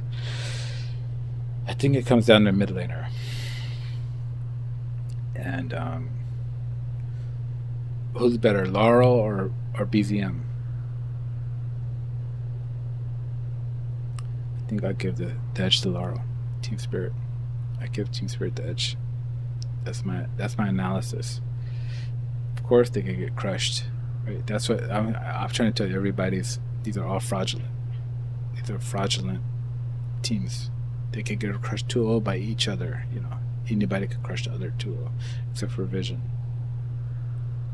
And that kind of Bedboom. Bedboom's a little bit, you know, they're nerdy. They took the time to paint their it's not unpainted wood. Their wood is actually painted red, Bedboom red. So they have a lot of they're wearing helmets and stuff. They're trying to be stable in this meta. They're pretty stable. But everybody else, these guys have wooden carts. They're just gonna crash into each other, and then try one of them. Whoever survives, whoever survives to a wooden crash, is gonna make it to the next round. And I think Spirit has enough talent and enough going for them, and enough belief in themselves. Even though someone like me already write them off, like, come on, guys, you guys have been playing bad for this whole year. What's going on? You know, they need to find their feet. They need to find their communication. They have new players and everything. That takes gelling. You know, gelling. It's the new meta. All that stuff. Like, it's not their fault that they're not perfectly clicking, but you can ask, like, are they on a downward trajectory? That's crazy to ask about Spirit, but is Toro getting too old? Is he getting bored?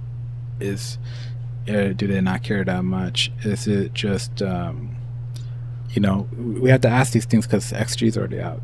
You know what I'm saying? So it's like, now we have to ask. We can ask it of even Spirit. Like, is it like the meta doesn't favor them do they have not have the confidence anymore? Like, are they still team spirit that hey, we can beat you guys? You know what I'm saying? They said like Maposhka had to come in and be like a assistant coach or some shit. And it's like, is that really helping? Is that getting the team back to their good form? Um, so if he did, then it means that there was something, you know. So it's like, why aren't they not finding their feet? And did they fix that problem? We have no idea. So it's like, but the only reason I put them going through here is because from what I've seen in the games, they're still very high skill. They're still very, they still have a lot of team chemistry. You know what I'm saying? Their team chemistry is pretty good. Like, so I think they're gonna give it their all, even if it's not the best timing for them, patch wise, cohesive wise. You gotta have, you can't, you know, your cart has to be like perfect on this bumpy road and TI. So it's like, I think it might not be perfect timing for them, but I don't think their players are like washed or anything. I still think they have all the talent and the skill. I just think that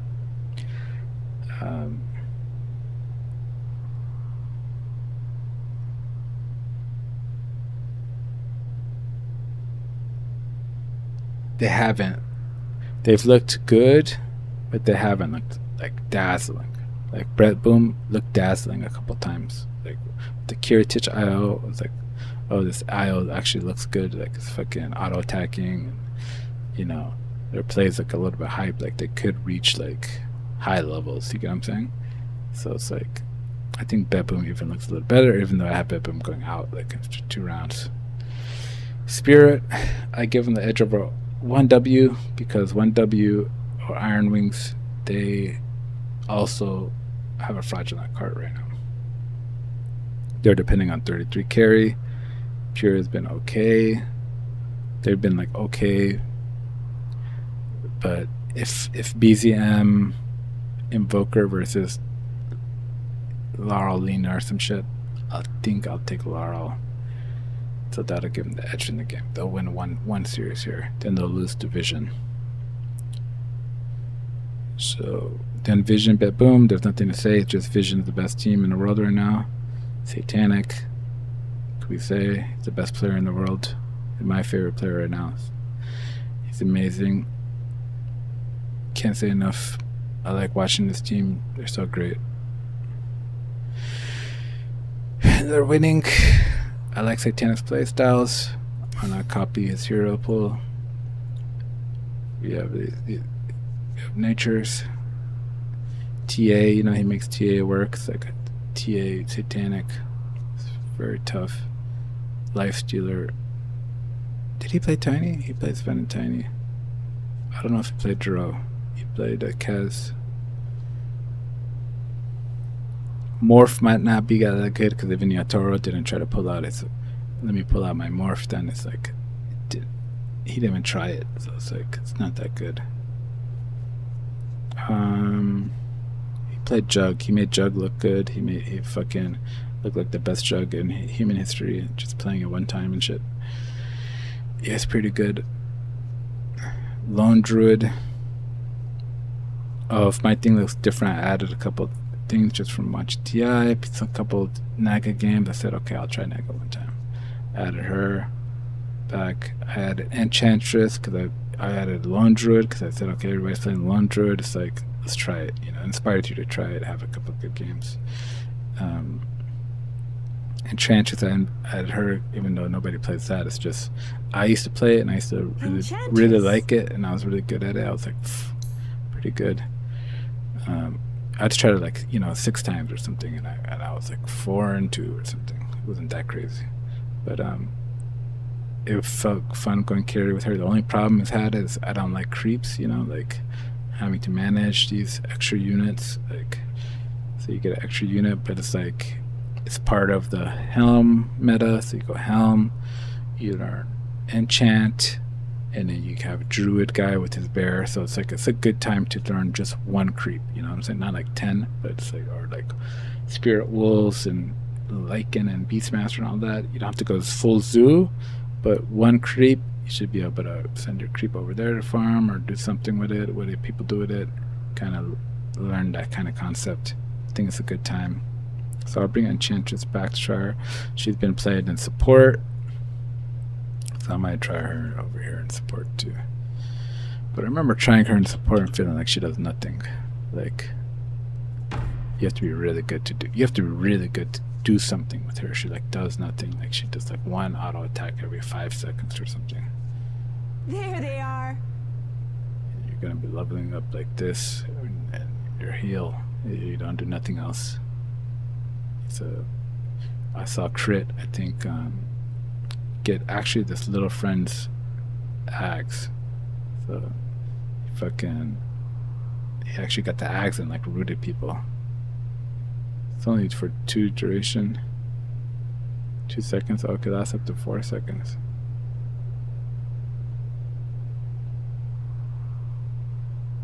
Oh, good. I don't know what's the maximum root. Maybe it's just by how many creeps there are. It could be even 5 seconds. Who knows? 6 seconds.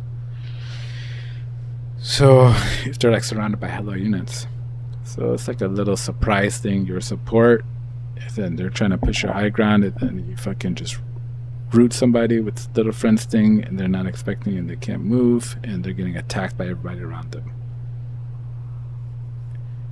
Roots an enemy. All creeps, ally, enemy, and neutral within a radius will gain bonus move speed and attack the chosen target for 6 seconds. So I think it's everybody besides enemy heroes. So even their mega creeps or something, you can root them and the mega creeps will attack them. I don't know if that's true, but we could test it out later. We'll test it out later. She has some cool shit. So I was gonna save all that for later. You know, my idea was like, yeah, but you could learn Laundry, Enchantress, those extra details to controlling other units later while you play, you know, win. But NP's there. He's so good that you just have to, even if you suck at controlling the trees, it doesn't really matter. And then you might as well try it might as well try it. It's not bad to try it, but I might put them away for later. It's like PL. I brought PL back. Like I was like, I'm not gonna play PL, right? But I decided to bring him back because against Terrorblade, because he is good. He's still picked. He's not picked that much, but it's like you want to play him while he's okay, and you want to have a couple games with them. At least finish the series. You know what I'm saying? Like, how many games did I have with him? Like, I said 1, 2, 3, 4. I had 4 games with him, so that is pretty much done with the series. But we'll do 5, 6, 7. It doesn't matter. Have some more games with him because it's kind of fun. But it's like he has the Achilles heel of he needs 3 items before he's a mini hero. So it's like that's just not going to work in pubs when you're losing. I like heroes that are flexible to where if we're losing, we can stay in the game, keep it in the game. I could do something. I don't like a hero that's like, well, my team didn't win the game for me in the first half, so that I could win it in the second half. It's like, well, then you're gonna just cancel off like 1/3 of all games, because your team is gonna lose the first half in a lot of games.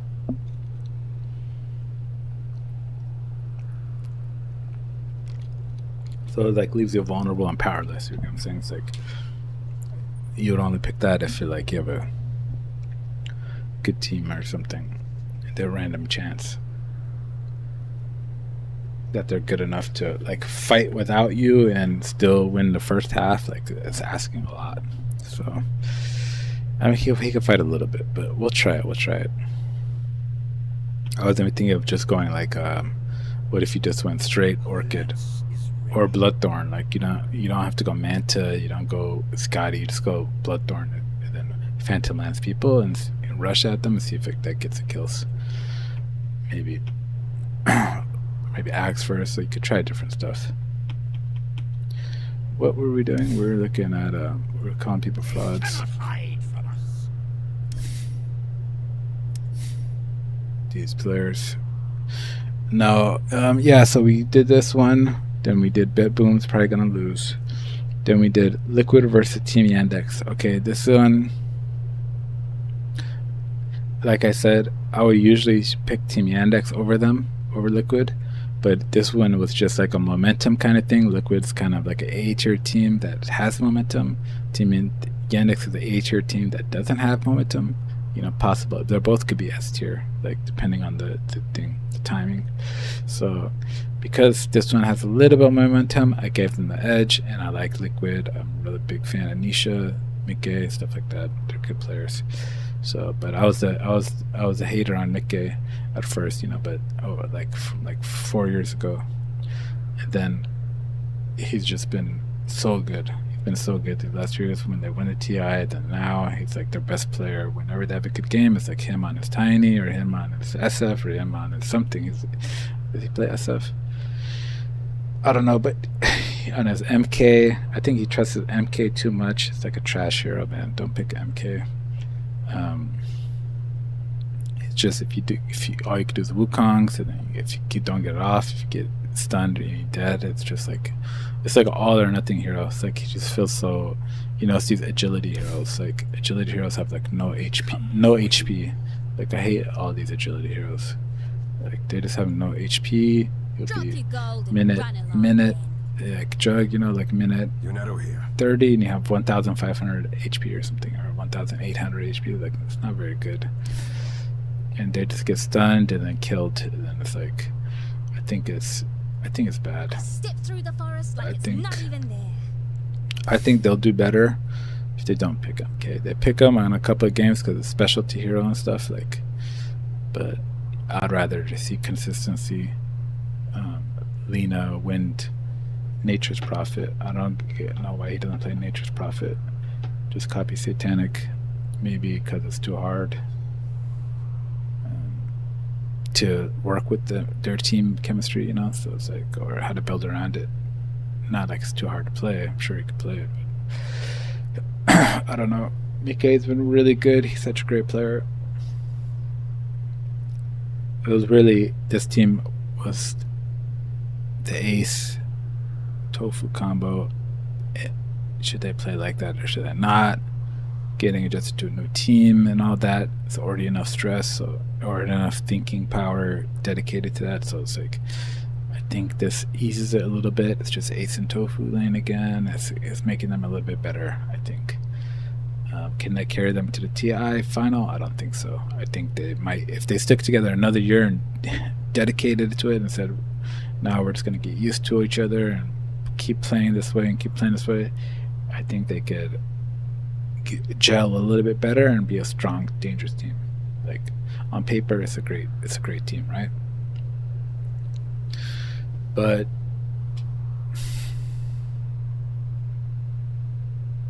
yeah, Nisha, he's been playing better too, so that's important. If Nisha's in form, if Nisha and Mika are both in form, it's like GG. They're gonna crush. So I have them winning this one. Then I have Falcons winning NGX, because even though NGX is hot right now and they're playing good, I don't think that Almar is gonna lose to Devi. You know what I'm saying? I think he has too much pride. I think Skitter is gonna crush. I think Marines I think they're too much to hot. They're like a spicy team. Nigma, let's see who they beat. Like maybe they didn't beat spicy teams. What did Nigma beat? They lost to 1 Wing 2-0, so they weren't perfect. They lost their first game. Then they beat OG. Okay, the OG went out. Then they 2-0'd LGD, which is actually impressive. LGD is pretty good, but I would say they're about equal, right? I put them about equal. They 2-0'd Vici, which is really good, which is surprising. But they went out too. And then they 2-0'd Spirit. So that one, I would say Spirit just didn't have enough data on them, didn't prepare for them, underestimated them, didn't prep for them. That's how I would describe it. So they'd be one of the A-tier teams. Does that mean that they're all of a sudden going to be Falcons? Hell no. I think Falcons had the 5-day rest. They're they know who they're playing, and they're gonna prep for them, and they're gonna ban Lornoff heroes. They're not gonna let him just get Storm or just fucking whatever the fuck he's playing, Embers and shit. They're gonna ban Lornoff. They're gonna gank the fuck out of Sumail. I think they're gonna wreck, and they're gonna win. That's what I think. I think they're good players that had a good run, but I think it's coming to an end against Falcons. Falcons, they have too much professionalism. They have AOE coach. They have AUI. Is it AUI or AOE, whatever, how you say it. They have snaking, like Captain Thinker. You know what I'm saying? They have Crit. It's a really good classic player who knows a lot about the game. Like, then they have Skitter. They have Amar, who's like the best offlaner. They have Marlene, who can be one of the best mid laners. Depending on the hero pool. Maybe this hero pool doesn't suit him because I've seen him go back to the Sand King. And I don't know. I think he should play Lina. He looks good on the Lina. He doesn't always have to play a tank. You know, it's like, I gotta play. We have to run 3 tanks because that's our style. It's like, okay. He has to play the Pangolier or some shit. It's like, that could make them get in trouble. But Skitter is probably the question mark. Even though he's really consistent, really good and stuff. Like, he just looks better on some heroes. He looks better on Nature's Prophet. He looks better on heroes that like to fight and skirmish. He's like a skirmisher. Just let me get in there, play Weaver. He doesn't want an AFK farm. He doesn't want a lone druid or some shit. Like, I think he looks worse than those type of heroes. So I think if they give him the right heroes, he can. You know, he's like a Duraccio a little bit, like. In the sense that Duraccio just wanted to fight and play fast gaming gladiator. So it's like Skitter's like that. He's like a faster type of player, attacker. He doesn't want to just go farm for 2 hours on Draw Ranger. That's why I don't think they even played Draw Ranger once. Let's look at it. Draw Ranger is a hero of the meta and stuff, at least at the start of the tournament. Maybe it fell off a little bit. Let's see, did Skitter play Draw Ranger? Okay, Falcons. Clinks, Sven. Okay. Terrorblade, Sven, SF. Okay. Clinks, last year Clinks. Clinks, good fighter, right? Good ganker, just goes and gets kills across the map. He just runs invisible. Versus NP, I know he played NP. Alk, Tiny, Sven. He likes those tanky guys too, right? Okay, he didn't play NP this whole tournament. Wow. I think that's a drafting problem. Sven, Alchemist, Tiny. That's a drafting problem because you gotta give him the NP. He looks good on it. He's a good NP player, fast hero. Maybe he thinks it's shit now or something. I don't know. Some people played it. I wonder what NP's win rate was, but a lot of people played it. Falcons, I think they're going to beat them. Falcons, Liquid, the classic, the El Clasico. Falcons versus Liquid, they played each other a lot, EWCs and stuff. I think Liquid, again, has more of the momentum. I think they're on a better momentum trajectory. I think Falcons are surviving off their skill and talent and shit. And I don't think they're gonna. They could just reformat and draft their way all the way to the victory. But I think that since they're on like a downward trend, I think it's gonna be hard to pick up their confidence and all that, and find the right heroes. I think they don't know the right heroes. So I think, especially at the mid lane, right? I think they're drafting for him better. Good games. I think Maureen, he doesn't like to play ES. I don't know what the fuck Maureen likes to play right now. I only know he's like Lina. He looked good on the Lina. But I think they don't know his heroes, and I think it's a mid lane. It's a mid lane era right now. Like, it's not fire. Sand King.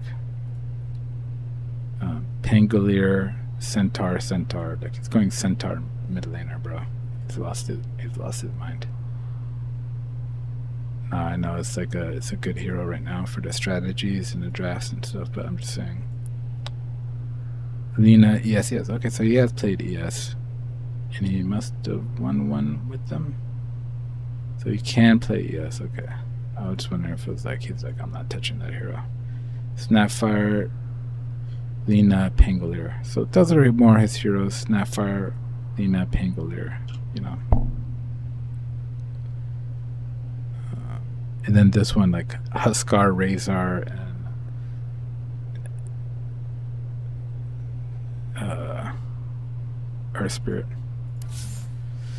It wasn't that bad. He did play ES. If he didn't play ES, I would say you can't win without playing ES. He lost the meta. But because he's willing to play ES, I would say they're still in the running. It's going to be really close. Snapfire is still viable. Lina's really good right now. And then Pangolier, a lot of people are playing Pangolier. Even Nisha played Pangolier. I thought Nisha would never play Pangolier. Even he played Pangolier. So I would say Liquid have a slight edge. Slight edge because I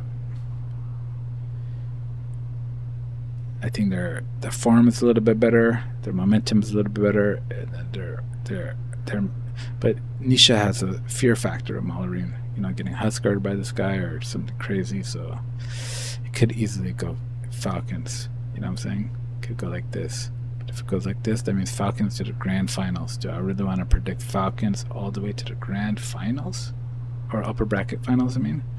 Just like that, two series wins are in the upper bracket finals against Team Falcons in the year 2026.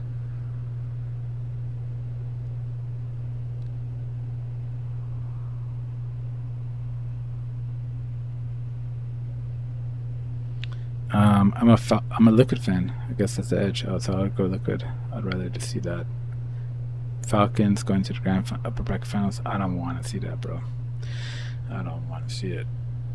I don't want to see 31 last year. They got theirs. It's like, it's like they got their shine and everything. Amar is solidified. Marlene, they're all premier TI champions now. Instead of like up and comers who can win it one day or a scary team, it's like they're solidified TI winners.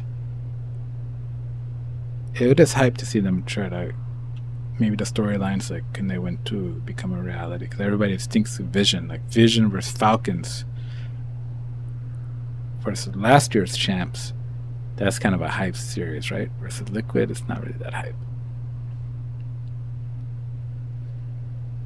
But Falcon, people hate Falcons anyways. Like, so I don't know if they want to see it. I don't know.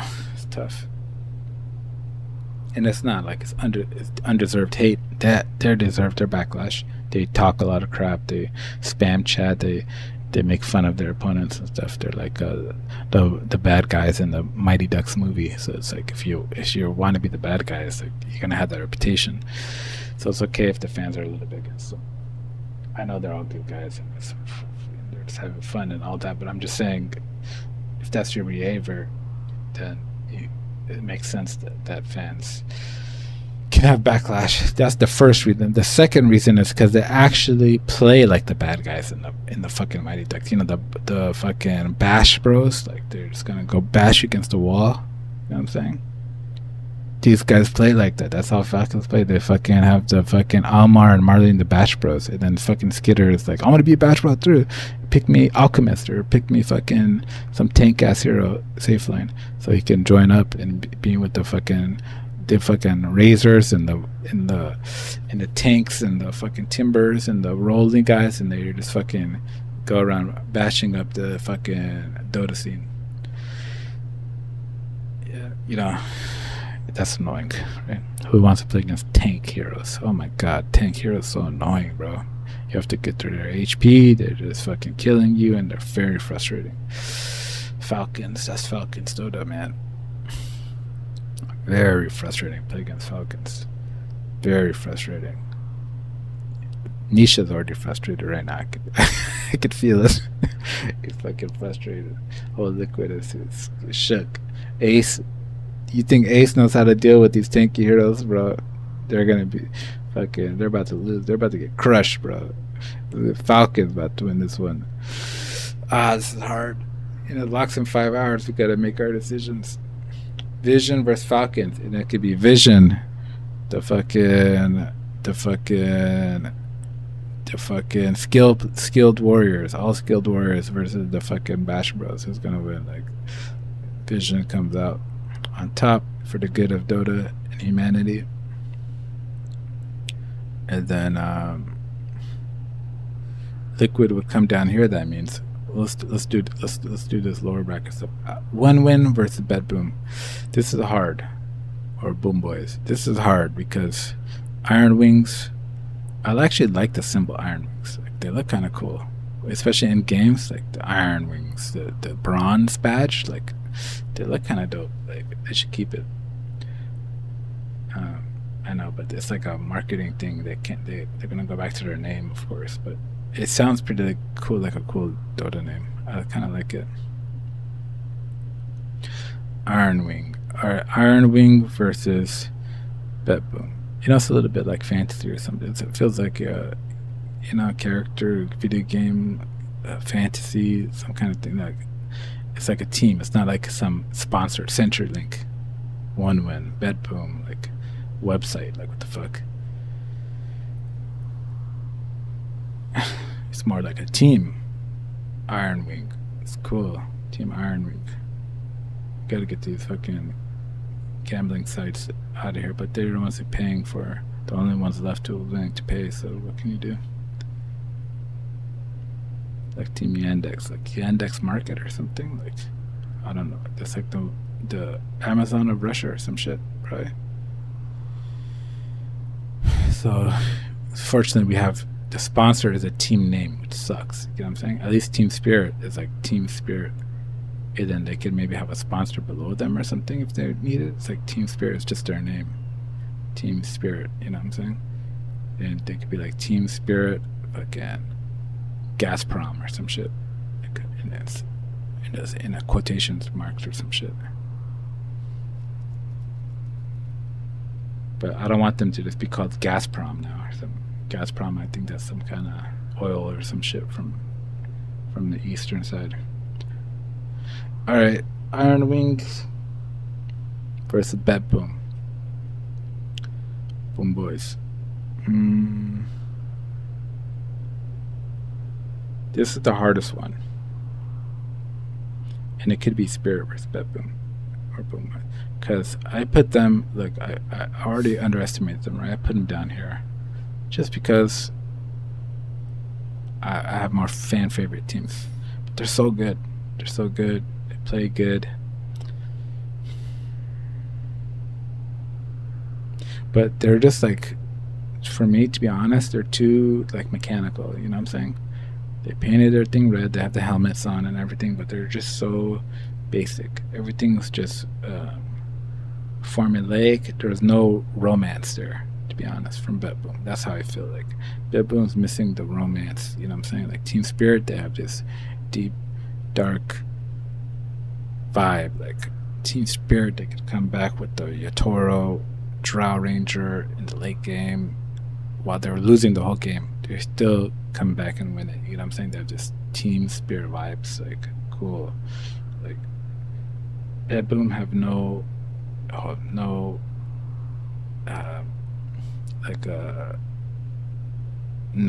special vibe, personality, stuff, versus One Win that does.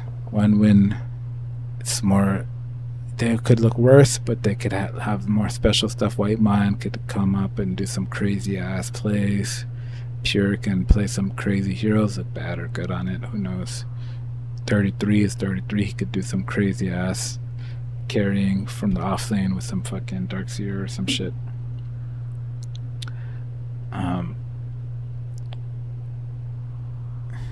They have the edge in terms of personality. I would say Bet Boom's pretty simple, straightforward. They just execute pretty good, and their draft pretty good. It's like everything's just like pretty good, pretty good, pretty good. BB, they're B team, B team, B plus team. Just do everything pretty good, but they don't have the depth, the fluctuation to go into the A tiers or the S tiers or then back down to C or B. Like they're not volatile. They're just B team. 2B's squared equals B plus. So is B plus team gonna win right now, or is Iron Wing Passion and unique play? I think Iron Wings, just 'cause I like them better, so I'll just go for them. No offense to Bedboom, but it's like we could say GPK. Who's better, GPK right now or BCM? It's like GPK. But let's look at, because GPK Lena could win the tournament. Just play Lena. But we have to ask. Look, Iron Wings fighting over the same heroes, ES and Lena. So we have to ask, did Bedboom ever play ES? They played DK here and Slark here, right?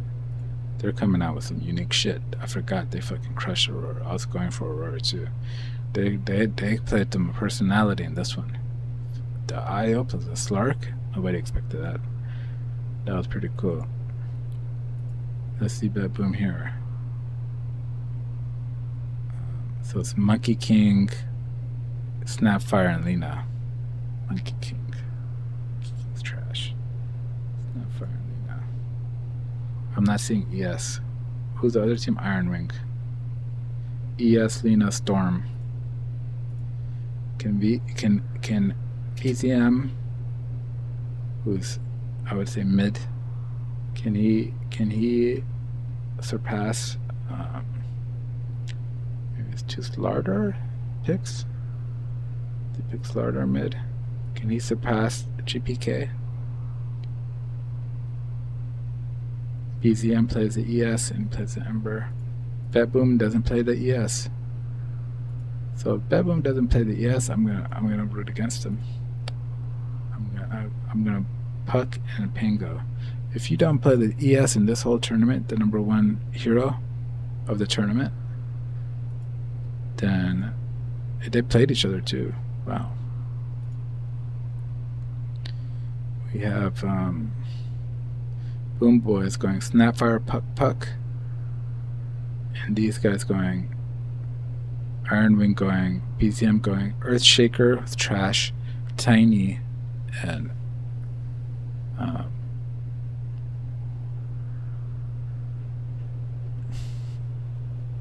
Ember Spirit. So I guess that's their unique picks, Earthshakers and Tinies. Earthshaker, man. Who won this, guys? Let's see the last of the game.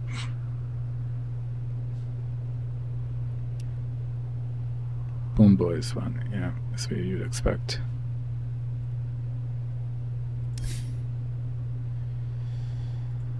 So wait. Let's see. We didn't see everything.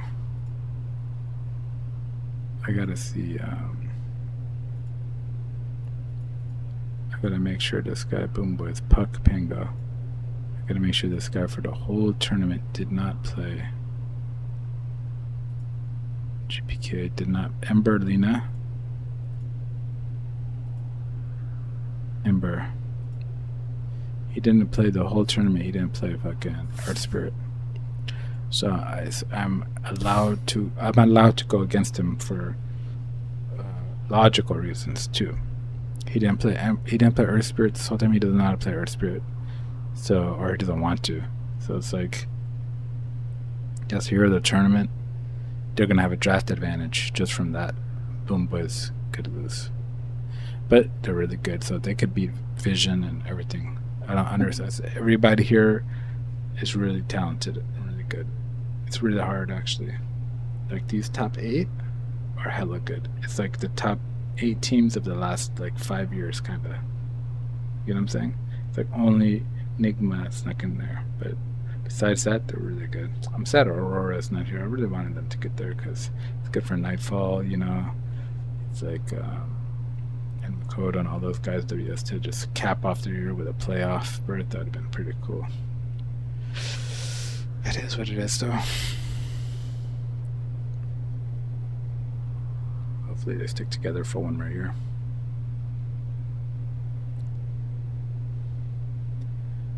Yeah, because he didn't. Boomba is so good. They're so good. GPK is so good, but it's like he doesn't play Earth Spirit, so that just means that maybe they're a little bit not understanding the meta, or maybe that they're such good with their own identity that they don't need to copy the meta, and maybe that makes them stronger because the meta is held up by wooden carts. Remember, they're all in wooden carts, unpainted wood, and they don't know what they're doing. So the fact that they don't copy the ES doesn't necessarily mean a bad thing. But from what I've seen in the fights, it's such a good hero. So it's like it's crushing. So it's like I think that one is a negative actually. So I'll go with Iron Wings again to win.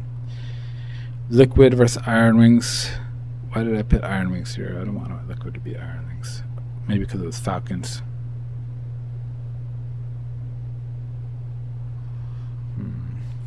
Liquid versus Iron Ring. I would go Liquid, of course.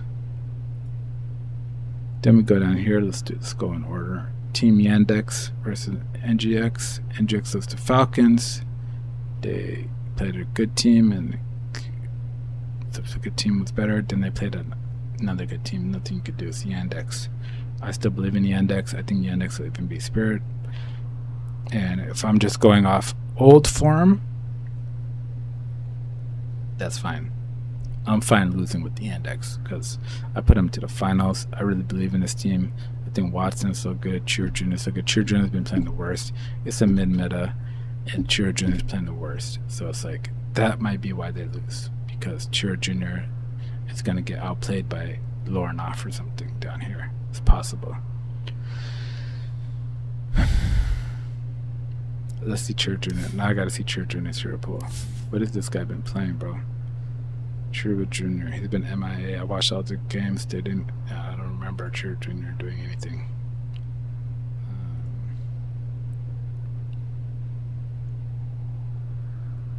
Why did I say Iron Ring? Didn't they play somebody else for elimination? Do they not have the elimination games? What they do? Regular Iron Ring. No, Chiro Jr. They played like Yandex or something. They played Gamer Legion or something. No, these guys played Gamer Legion. Spirit played Resilience. Aura played Bed Boom. Falcons played Vici. So how did the Yandex get through? I thought they were the final. The last team. Oh, right here at the top. LGD. Yeah, there. Got drafted by LGD. So Chira played ES, DK, and Snapfire.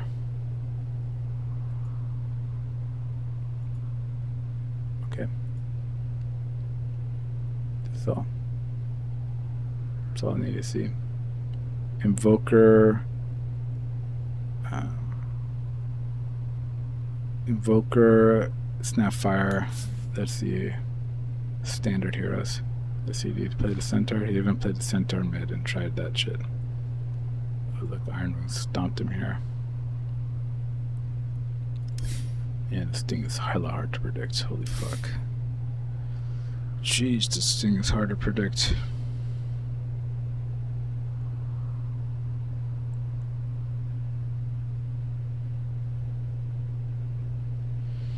I just don't think Falcons can get through with just attitude. You know what I'm saying? And just playing strong heroes, strength heroes, or whatever, and doing their tactic from 3 years ago. I don't think that's enough. I think people are too smart. Their research was too long. They're too good at it. I think they could be Enigma with it.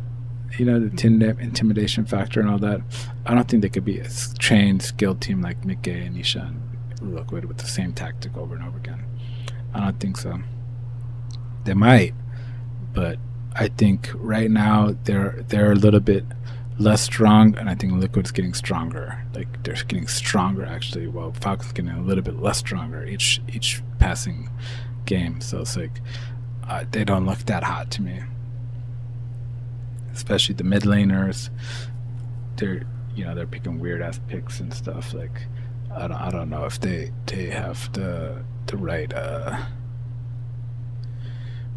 I think it's a mid lane difference maker, I think I'll give Liquid the patch the win there.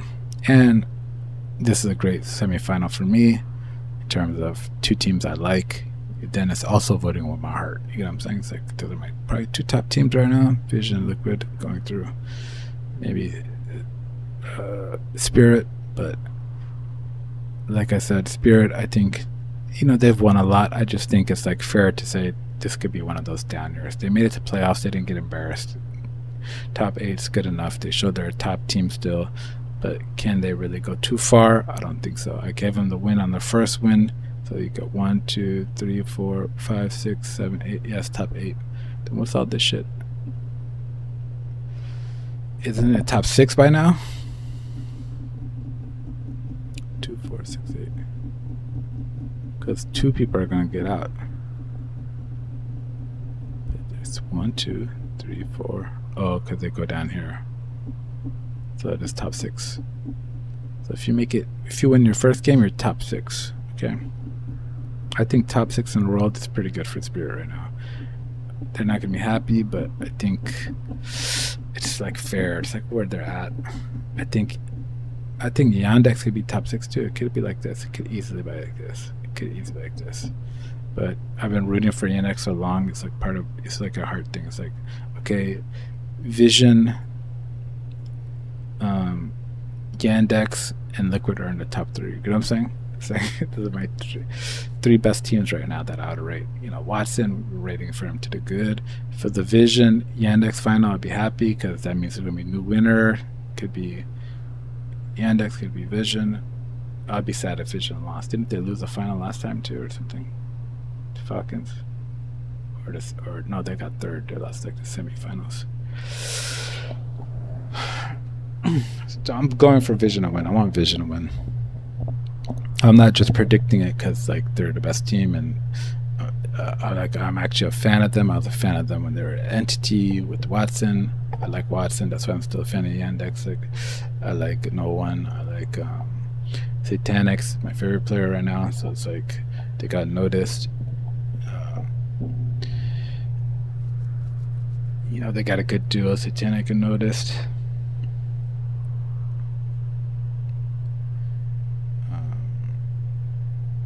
They got No One. They got Dukas, 9 Class. Like 9 Class is a genius. This guy's a genius. He's like not just mean builds. He's so skilled. He's blink dodging axe calls all day. Like this guy's hella fucking good. So I think Vision. You know, I watch their vlogs too and stuff. Like I think Vision is the most hyped team right now. I'd want to see them take the crown. That'd be hella dope. But it's TI. You never know.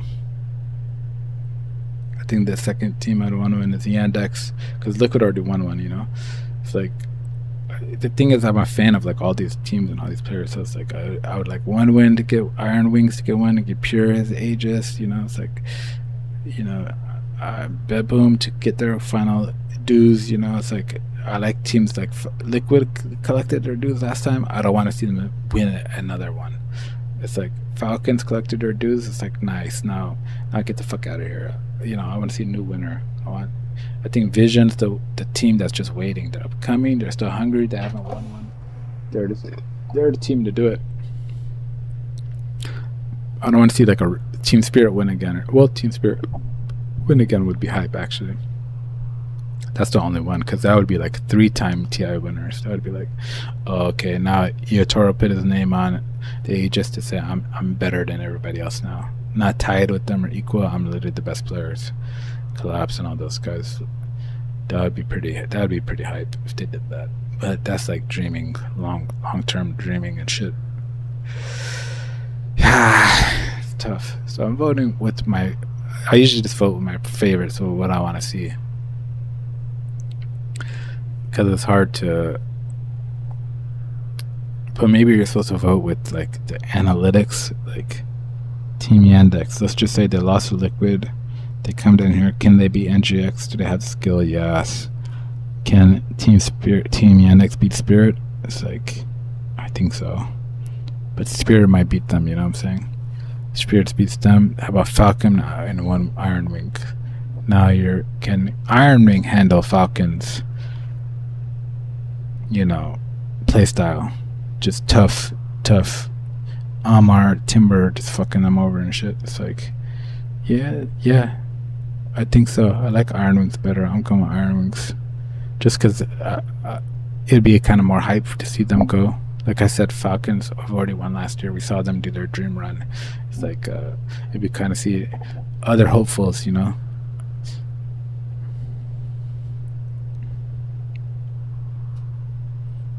But I'm not voting for all underdogs, right? Or else I could put Team Yandex just winning up here in the finals.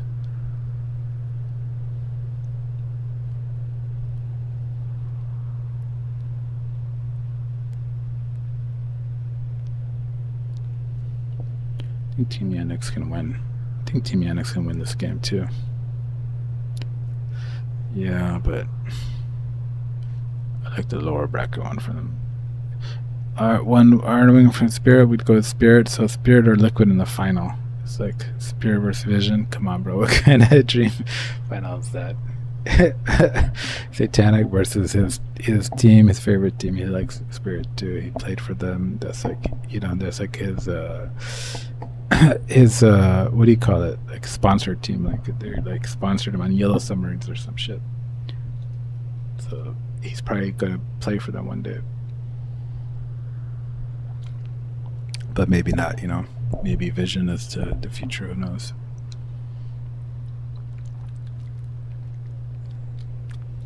But I think Spirit's it'd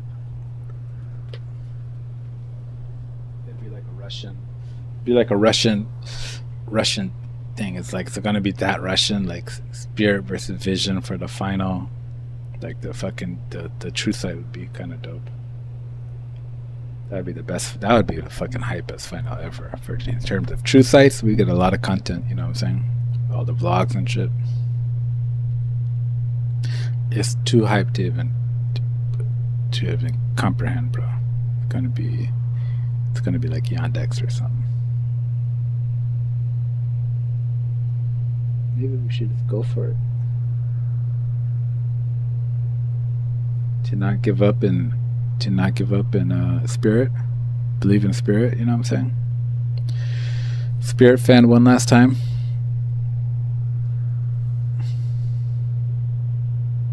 Imagine if the reason why these guys didn't get their third title is because of, you know, their fucking co-player, their co-worker, Satanic.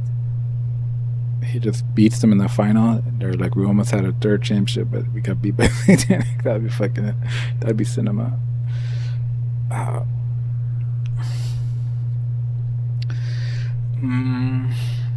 It's the most cinematic ending. That'd be pretty cool ending. It's like Ti fucking from 3 years ago or something. Liquid or Spirit. Like that would be pretty hype.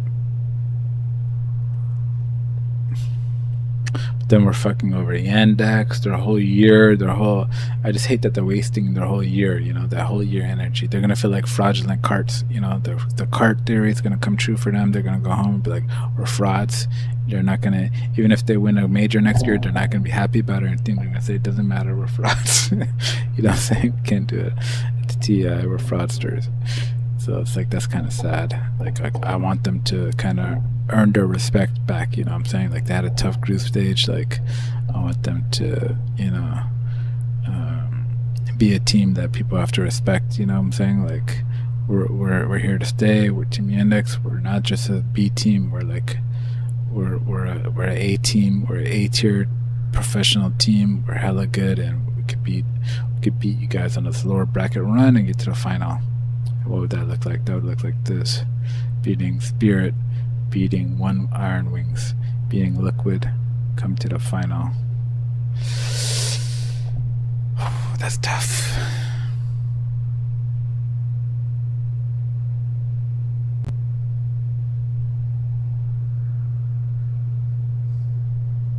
But either way, it's going to be a Russian final, right? My bracket. I think these guys are Russians too, right? Something like that.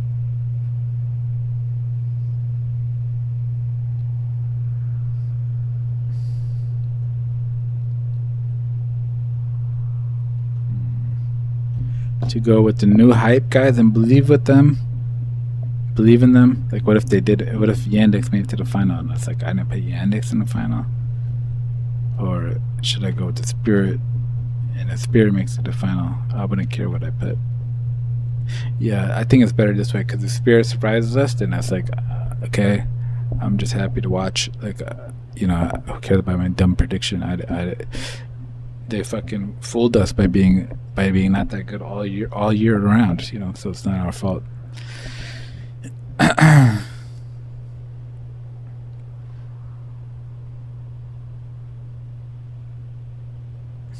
It's tough. All right, let's see what we got here. Spirit wins game 1. Vision beats Spirit. Okay. Vision beats Boom. Okay. Liquid beats Yandex. Liquid beats Falcons. Liquid and Vision in the semis or in the upper bracket finals. Okay. I got that locked in place. I'm happy with all those predictions. Like I explained earlier, I think that makes sense. Falcons too strong right here. Liquid might be too strong right here in these two teams. Am I overhyping Liquid? Yeah. They're fraudulent. They're in a cart that they never drove before. You know what I'm saying? Tofu and Boxy and Ace and stuff. They're in new positions. They're just pulling levers. They don't know what they're doing. They're just trying shit. They're gonna crash. They're gonna crash their cart. They suck. But they're all in a fraudulent cart, so I think their cart, they have the experience and stuff.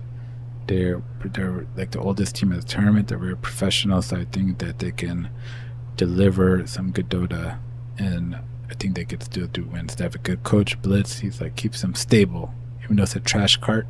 They got this stable guy, Blitz. Gonna draft for them, keep them stable, and they're just gonna be good enough to make it go on a little bit of a run up back finals. But maybe not too. Maybe not. I think Team Yandex, man. Team Yandex versus Liquid. Shit, I don't know.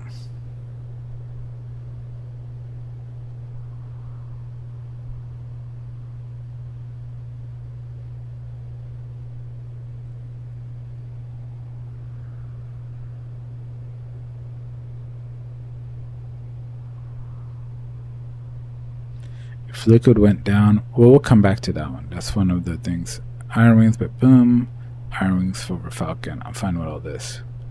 Yandex over this. I'm fine with all this. I'm fine with all this. I'm fine with this. Because it's either Spirit or Yandex at the final. I'll choose the Yandex. Support the young and upcomers, giving them some hope. And Spirit, if they make it through, that's just good. I'll be happy watching it at home.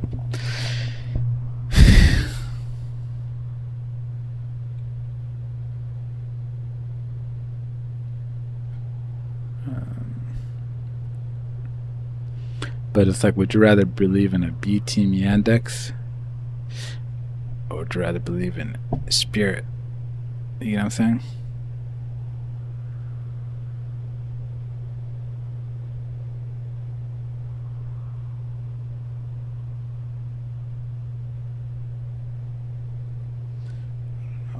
It's like, who do I want to believe in? If Yandex makes it, it's like, you know what I'm saying? It's like,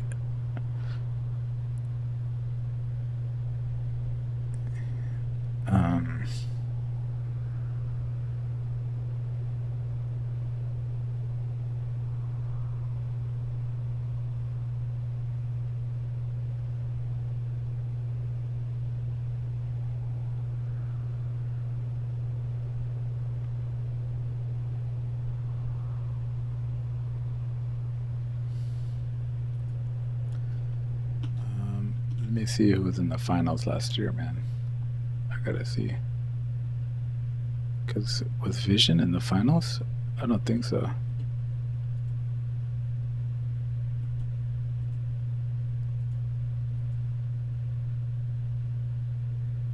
Yeah, it was Extreme Gaming and Falcons. Vision was the upper bracket. They lost 2-1 to Falcons. They went to the lower bracket and then lost 2-1 to Extreme Gaming. So they lost 2-1s at the finals. I can't see that happening again twice in a row. I think they're in this fucking final somewhere or another. But I'm thinking, could they lose the final, their first finals loss? It's like, yeah, maybe. Nah, I want them to go all the way.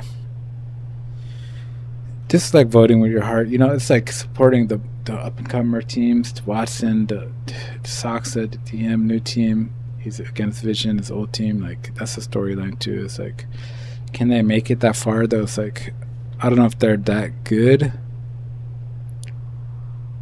to make it that far. But it's like the brackets I think Team Spirit is going to be their hardest challenge if they play them down here. Like, I think they could beat Falcons or Iron Wings. I think they can. But maybe not. Maybe Iron Wings beat them. But yeah, it could be Iron Wings year 2. You never know, man. This is so many teams. I just want to support Team Yandex, I think. Like, I already support Team Spirit. I've supported them for like 10 years or some shit. So it's like, I want to support Yandex, put them in the final, ride with them if they win it. If they go to the finals, cool. It's like, then I'm showing my support for them. I think that's showing my belief in them. You know what I'm saying? Like, I believe in this team. I think they can make it. I think they're so good. They just they've been looking weak. But it's like, Watson's so good. If they just fucking get a little bit better as the tournament going on, then they're gonna seem unbeatable soon. You know what I'm saying?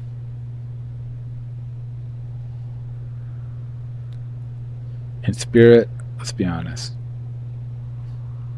they've been okay, but they've just been okay. So an okay team, they're not like super hype. So it's like they could get taken out anywhere. So it's like they could go to the final. That'd be cool. But I think this feels better for me. I think just riding with Yandex, P-Vision. The others just choose who they win. It could be Falcons wins here and they lose there, or Iron Wing, whatever. It doesn't really matter. Just a little bit what I think. So that's my vibes. I think Vision and Yandex. And then if I'm believing in that, so this is final. I'm just gonna lock it in like that.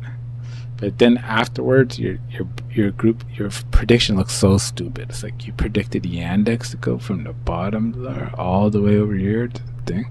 It just looks so dumb. It's like you couldn't tell that Iron Wings was good and was easily gonna beat them here, or Falcons is good and it's gonna beat these guys and go here. Like, you can't predict it. There's so many variables. Like, your bracket's always gonna look dumb, and it's gonna be like, oh, you got 7 out of 16 predictions or whatever this one is. Like how I got 7. That's just how it's gonna be.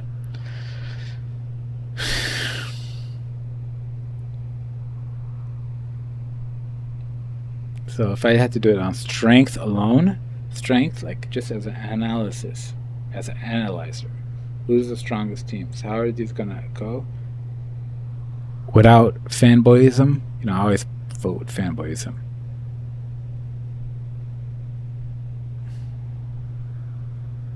It might go like this. But, like I said, an analyzer might put Bedboom over Iron Wing. Like, you really think Bedboom's just going to go out two games in a row like that? You think Iron Wing's going to lose to Spirit? It's hard. It's just hard, bro. It's like, it could be anything. You think Yandex is going to beat Nigma, then beat Spirit, then beat Iron Wings, then beat Liquid too, then go to the finals?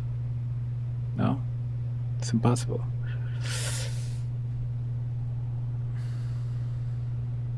That's a long route to the finals.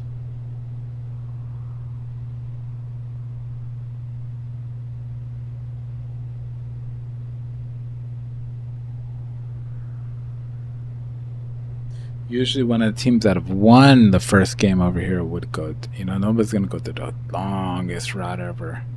Usually somebody who's won it from up here. But maybe they'll run out of steam and lose to Vision after a good run, something like that.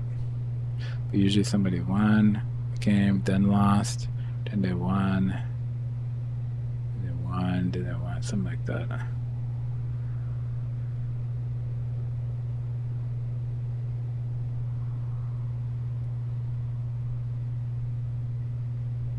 I don't know. We'll leave it. I think it's pretty unique too. I think I have a pretty unique. It's pretty. Most people are probably gonna pick Vision, but I don't think anybody's gonna pick Yandex going down from the lower bracket run. Like, it's like at least if it happens, then I might get some catch-up points because most people probably value other teams, Bird Boom and stuff like that. So I think it's like my unique take. It might not be the best take, but it's just my unique version at least. Like it's a little bit of uniqueness, better than like everybody having the same exact bracket, you know. I just think Yandex gonna find their form and remember that they're Team Yandex, and they're the true battlers of Vision. They're the true second place team in the world right now. And they're gonna fight their way and prove it against everybody. That's I'm giving them that goodwill. You know, I think they could prove it to everybody. If they can and they fiddle out and go out right here, who cares? You know, it's just predictions. So the tournament is always better than the predictions. You know what I'm saying? That's why I don't like predictions. The only reason I wouldn't do this, the only reason I'm doing this, because you get points and stuff. Like I might get some points up here. Like, really, you shouldn't do predictions and stuff. Fantasy, because it takes away from the tournament. Then you're going to be looking at your prediction, like, who did I put? Who do I want to win this game? It's like, bro, the game, whoever is playing and having a chance to win, a Falcon stomp Liquid right here or something. It's like, fuck your bracket. Like, they played good and they deserve to go on. You know, it's like, oh, Falcons were strong. You know what I'm saying? So it's like, predictions can be a distraction from the tournament. You know, so I don't really like to do them. But it's TI, it's a fun activity. I'm just doing it, and might get some points and stuff. And I like the fantasy, honestly, where I end up. Like, how does my prediction of how good they are, and you know, stuff like that. Heroes that I think are good, players that I think are good. How does it go? But I don't. Hopefully, when I'm watching the games, I'll get out of my mind and not think about it. You know, and like, who cares about the predictions? Now it's TI starting. You know, people are playing and proving their worth every game. That's what I like about it. It's like a evolving tournament. It's like they're coming into form and they're proving their worth after every game, every series. Ironwind could win this first series. Tough series is everybody has to prove themselves in every finish. Boom might want to show the world that they could be Vision right at the start. Right at the start, we're coming with the fire. Beat these guys right at the start. You know what I'm saying? Vision got to go crawling down at the bottom ranks, because you know, stuff like that. It's a cool tournament. Everybody wants to prove themselves. All good teams. It's gonna be hype as fuck. Nigma could prove it. Like, I don't want to say, oh, Nigma's proving it and now my bracket's fucked. Like, no, I want to be hype for Nigma. I want Lauren to pop off, Sumail to fucking become the king one more time and fucking go upper bracket finals. Maybe he doesn't win, but he was there at TI again. His story is told, you know. So it's like, it's fun. It's like, you know, it's a good tournament. So that's what I don't like about predictions. They get like they make you choose sides before the game even started. You know what I'm saying? So it's like, I don't want to choose sides in these like great teams, great players, and you know, besides like fanboyism, you know, it's okay. Like a Vision, like I do want them to win. Besides that, I'll be crushed if they lose or something and go out too fast. Crush for the players, but besides like fanboyism like that, having a fanboyism, I think you gotta leave room for everybody to play, everybody to perform to their abilities, and everybody to like earn their run. You know, it's like, oh, they put on a run. Liquid went to the Falcons, or Falcons went through to the finals. Could be anybody. Boom went and crushing all the teams. It's like they're telling their story live. You get what I'm saying? That's what's cool about it. It's not about your past rank or your fucking levels or anything. It's like the story is told like in live thing. So that's tournament play. That's exciting. So I look forward to it starting today at 5 or in 5 hours. So should I like start a game, like have a game? Should I just play one game for TI's sake? But I just don't know who to play. Like, so many heroes. There's like, you could try like new heroes, like Lone Druid, because it's TI and they're playing that. I could go mid and try fucking Earth Spirit and get trashed, like be 3-11 and lose, then it's like just ruins your vibes, you know. I added a lot of heroes too, like I added him back because he just played so much that I got to try him a couple times, you know, play him. Figure out how to good. I had a centaur. He's been mid. I want to try him one game, maybe not. They just kind of build hard on him. He's I'm not seeing it. I'm just putting here just to remind me that you could check that out, but probably not. Like, they're not doing anything special. They just build the exact same way and play the exact same way. There's nothing like unique about it. Dragonite was more unique. Like, you get this fireball and you could just play like a blink stunner with a bunch of magic damage. It's like a little bit interesting, you know. And then I put Winter here just because Winter, just people have been playing her support. And I was like, oh, she was fun. She was fun auto attack Winter. I just want to play her like one game, see if you could still get like a kill even. Like if you play like with an Orchid or something, and you just Winter Whirlwind people and try to do damage. That's still a viable build. That seems fun. You know what I'm saying? That's like one fun game. So I'm going to remove them eventually. I added Hoodwink, try her magic damage out. So I doubt I'm going to play a game because I don't want to play a game like that. There's so much experiments, you know, then just lose and then get in a bad mood with TI. We still have our... We added... Who did we add? We added DK to the offlane, but nobody's been playing an offlane. Maybe I had a build idea? Why would I play it?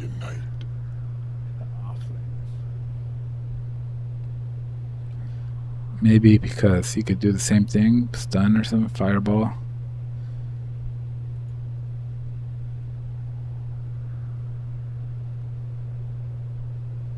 Oh, I had an idea. I'm gonna build the helm of the Dominator and get the black dragon. And then I'm gonna have 2 dragons, and both of us are gonna put fireball down. That's my idea. So we're gonna go like this. Let me show you real quick. And he pushes towers and stuff, so it's gonna be like an offlane pusher, and it's like it might be trash, but we'll try it. We'll try it one time. You know what I'm saying? It's not gonna be the end of the world. Prepare for battle. So we'll try this guy. So this guy has this. He could throw it like this, and then we level to max. Then we get our shard, and then we throw it like this. So we have 2 fires going. That. So if we have a hero, hit Dawnbreaker. I like this course. It's a max, so we can replace the spells. Mana 2. You're gonna go like this, and you're gonna go like this. So she's taking damage from both of them. So it could just be like a team fight thing. Just make the floor is lava fucking gameplay.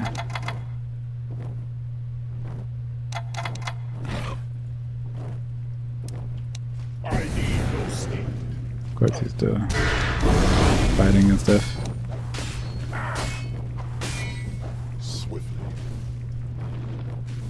Shit. What does this guy do? 0 damage? He does like 10 damage. What the heck? I need a boost. How come I can't see the damage number?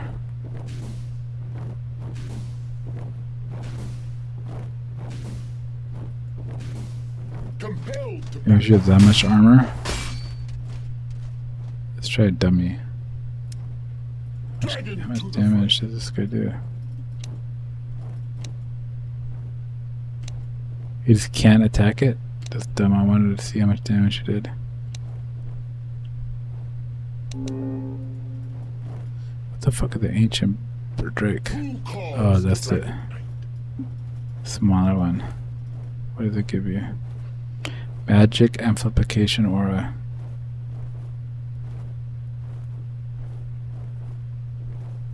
How big is that aura?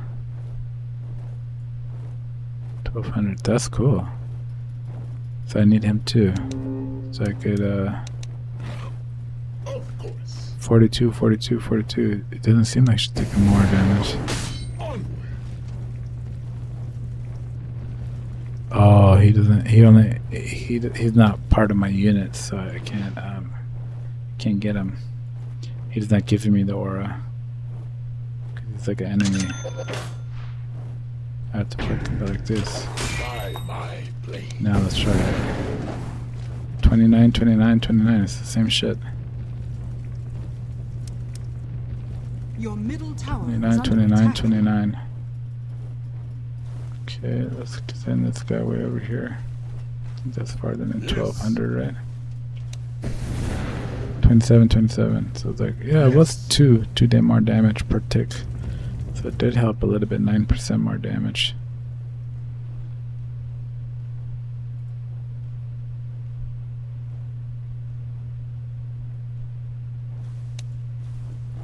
Let's take this one, and then now attack it. Okay, 136. 70. But now it has more damage because I've taken it. I need no scheme. So it could do more damage. My blade.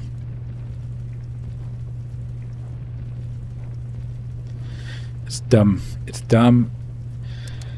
But it's fun enough that Dota's feeding me to try something like that. I guess it's just be dragons. Just go around throwing fireballs and then doing a new fireball dragon build and see if the video game can't have a space for that, or you have to build the same item, same gameplay every time. So it's a little bit cool. I like it. We're gonna try that 1 time or 2 times. Probably just 1 time. Oh, Enigma. People were playing Enigma. I'm trying 1 time too, so I added him. Added a couple of heroes just to try from TI feedback, you know what I'm saying? Naka, I already want to get rid of her.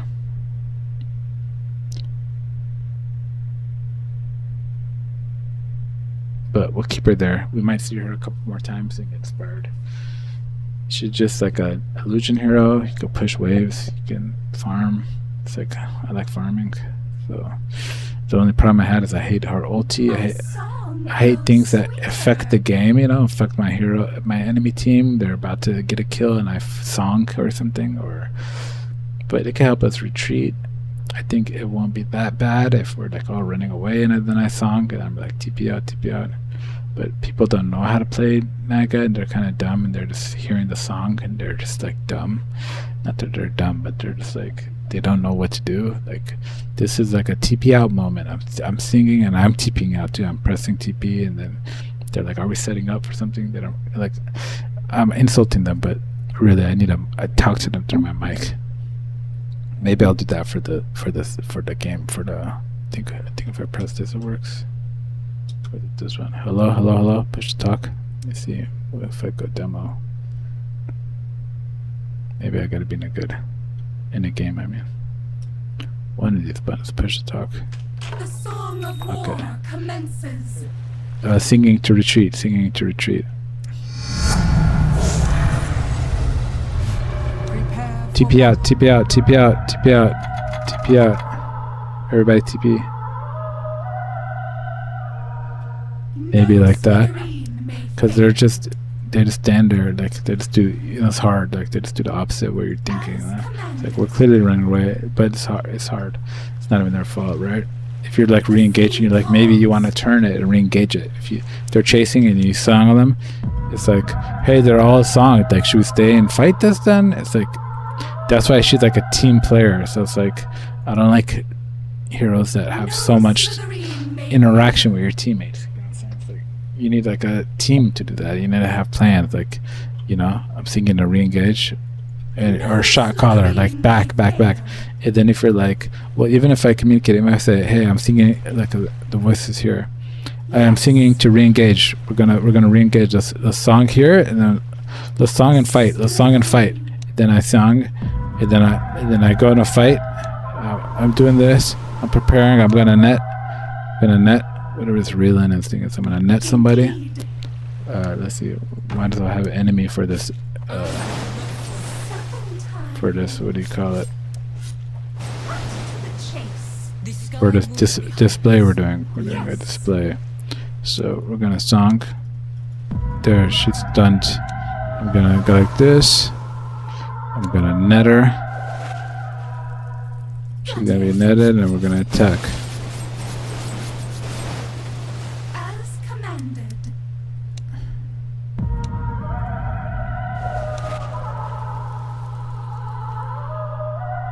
That's cool. Channel Nega Siren channels for up to Naga Siren channels up for 5 seconds, pulling all units affected by Naga's ensnare in a 600 range towards her at a speed of 200. Channeling ends when the ensnared unit is 100 distance away. That's pretty cool. It just pulls them to you. You get that for free. You don't even have to be songed. What the heck? It's pretty cool. Wonder why supports don't use that. Evasions per Naga, so Manta's really good on her. You could get Shard to heal people.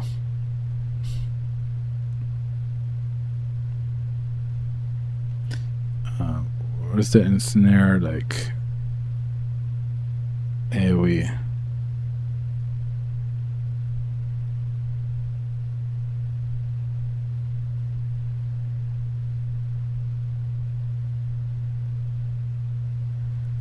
Because it said all units affected by it. Does that mean it works on if they're like all standing next to each other or something? No, it's unit target, right? So how could I have multiple snares anyways? Why would I just say 2 Nagas and snare? Is there a snare chance on her attack or something? No, nothing over there. Nothing on there, nothing on Shard.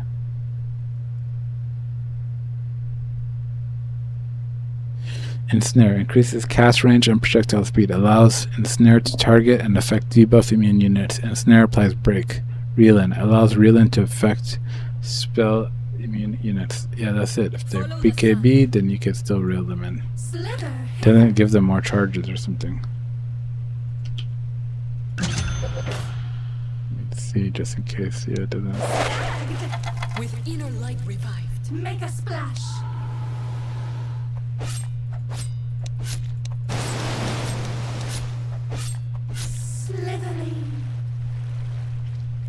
Get Shard too, just in case. I have everything leveled up now. I only have one of those. Wow, that reeling speed is pretty cool. Yes. Pretty cool to catch people off guard, like put them up high ground or something.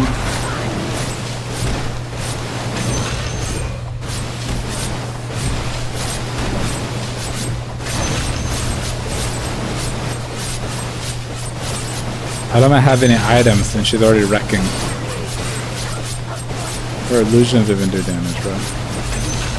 Like, no items.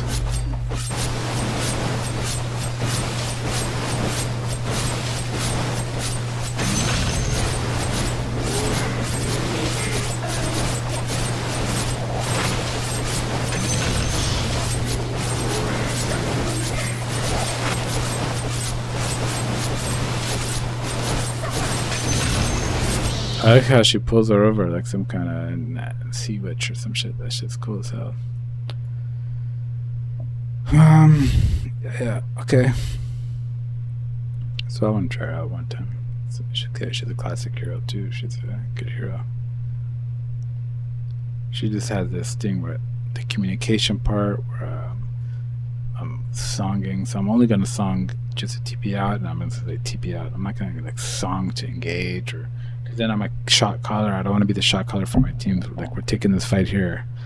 Like, maybe they don't want to, you know, stuff like that. Like, or maybe they'll be waiting for you to take the fight. Like, hey, song, we can't fight until you song.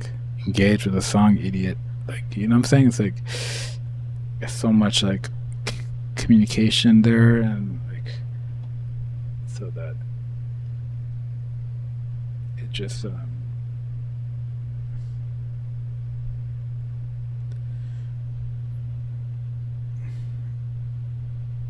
It's just not ideal, but I'll play a game or two with it. It's like not ideal. It's better to just pick TA or some shit, or you just go farm and then you show up to the fight and then do damage for your team. That's what they want. They don't want all this other. We're not team spirit. You know, we don't need song. and we don't need to set up fights and all that defense stuff. of the Like, temple. it's too big of a spell for pubs, in my opinion. It's like too strong. So that's why I'll just try to only use it when I'm like losing and we're dying and I'm just TPing out or something like that. I'll try it one time, but that would be the reason why I don't play Naga. It's like I don't like this team fight kind of, stop the game kind of thing. And you stop it at the wrong time, like Winter Warven ultis and then you Song or something, and you're like, I was pressing Song first, and she's like, yeah, and then she ultis and then you stop your Song. Like, it's just clunky. It's clunky, It's like even if you didn't make a mistake, somebody else did. It's like it just gives the opportunity for like bad overlaps, So I'd rather just do the job of carry, which is just come and do damage. They don't need anything that much extra. Come to the fight and auto attack. Pretty much it, you know what I'm saying?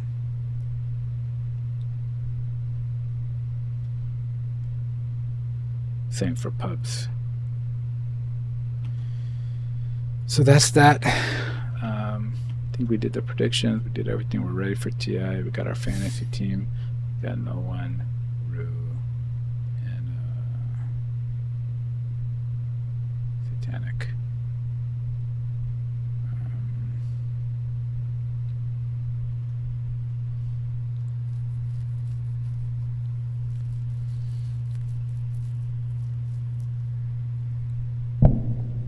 Stary, no pasny.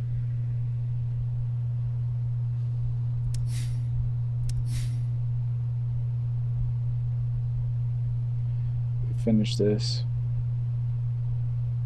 We're locking in with Yandex, even though that looks weak now. It doesn't look so weak. Yandex, you think they're gonna go here and just one win, 2 wins, 3 wins, 4 series wins, 3 back to back.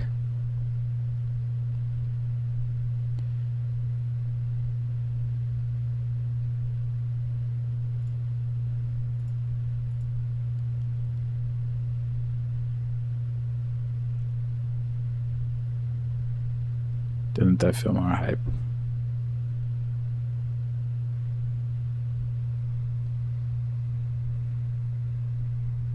Or something like this.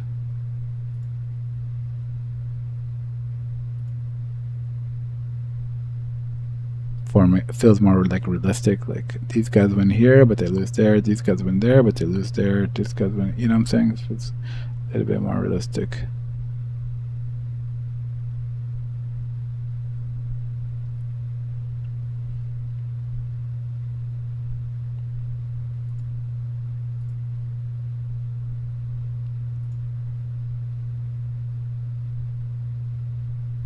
Nah, Yandex. We'll go with. I guess we'll go with Heart or some shit like that. Or what we want to see. We want to see Yandex have a good year. Do they have the leadership? Do they have the character to go through these hard times? They're a TI. It's like Sax says their leader. You know what I'm saying? Like, or the most experienced player. It's like that's not a good sign. Like, Spirit has like overwhelming leadership, players who know what they're doing. We've been in that position before, coaching and things. Like these guys have Puppy with them right now, like leading them. Like it's fucking. There's a lot of levels to it. So it's like they're like less stable. They're a weaker org, in terms of orgs. You know what I'm saying? It's a small org. You could feel the smaller orgness of it. But these guys are bigger orgs. So can a small org who just barely get into 8th make this crazy run to the final? I don't know. Just based off their skill alone. Who's their coach? I don't even know their coach.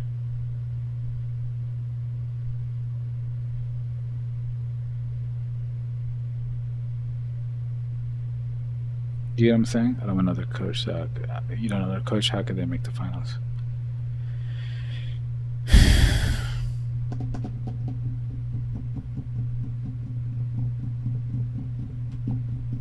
Like the players are good, but is the org good enough to make it?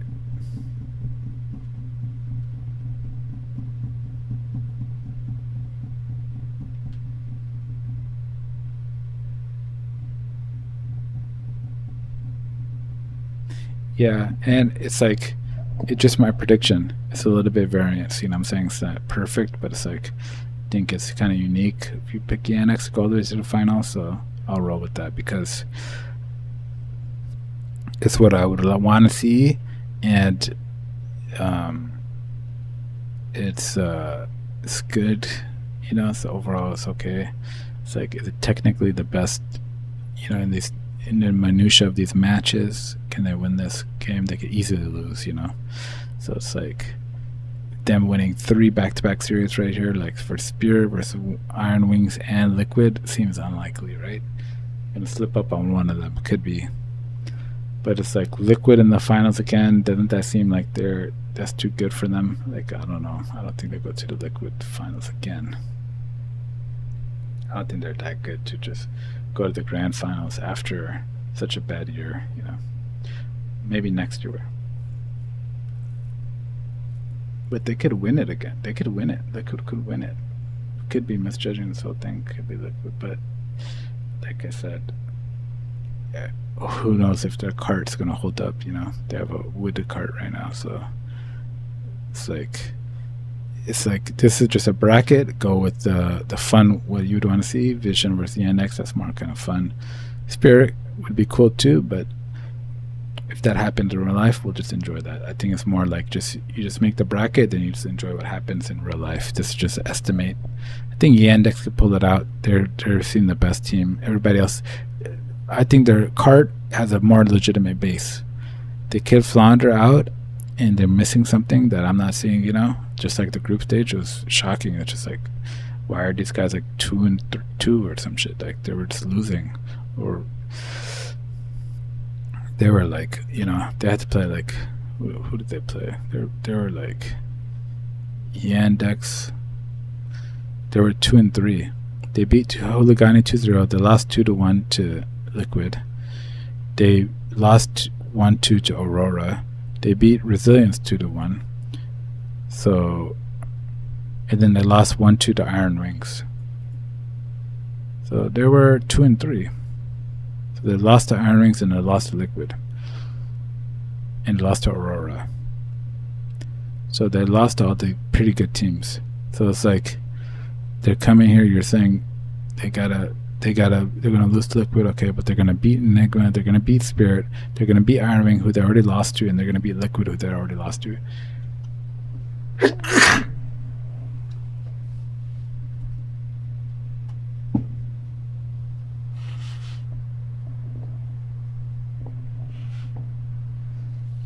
Just based on their skill, without the fact that they clearly don't have a coach who's going to evolve and smart enough to evolve in this tournament. They might. I'm not discriminating. I don't know who it is. Let's see who it is. I'm just saying, like, they're not famous like that. Like, they're about to grow into this tournament with like Blitz, you know, like we have to find ourselves. Liquid always starts slow. It's like, does that seem like Yandex? Like they're gonna start slow, then they're gonna grow into the tournament, and they're gonna figure out, you know, how to win, and they're gonna, you know, become unbeatable because they figured out the meta. That's like takes like this coaching, this leadership. Like is Saxa on their team gonna figure out the meta for them and tell them, you know, pick this guy, pick that guy? Who's their drafter? I don't know who their drafter is. So it's like they're a good stack, but they seem like they're still like a stack. Do you get what I'm saying? Like a stack who's playing on a team. Like that's how it was, right? Like Saxa called up Watson. He said, Watson was like, I'm going to Yandex, and Saxa was like, okay, I'll think about that. And then he decided, okay, Watson, we could do it. We'll make it on Yandex. So they're a stack, and they overperformed, and they're good, and they're skilled, but they're still a stack. I don't think that they have the leadership and the experience and the coaching staff and the fucking AI coaching staff that's gonna, you know, they're gonna develop to like Team Liquid develop. Hey, you guys are dying here and here, and this patch you gotta evolve to the DK mid or some shit. They're gonna figure out exactly what how to play and the best way for them to play, and with that confidence and growing with this tournament and stuff like that. I don't think they have that. I think they're just a stack.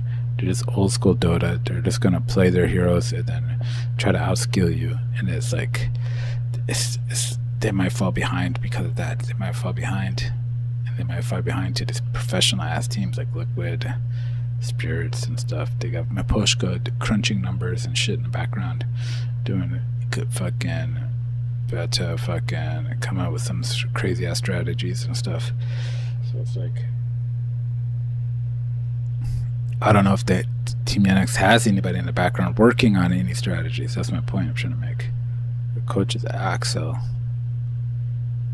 He's pretty cool, but I don't know who he is. Axel. What did he used to play for?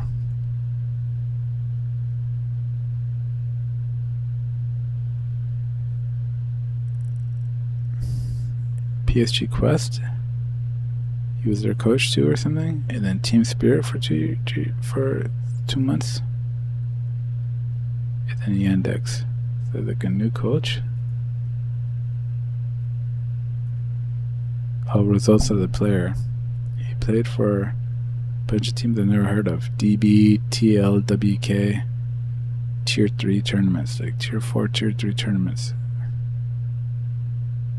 Con Tier 2 tournament. Mega League, Europe Divine Division. Like, that's of the player. So do I have faith in Axel? I mean, you could say Blitz didn't play that. Didn't he play something? I don't know, but you could say that he went TI, so it's doesn't really matter to coach. Yeah, but I'm just saying the experience and the staff, that wasn't some great experience. Like, this guy's coming up with crazy Dota ideas for TI. I don't know.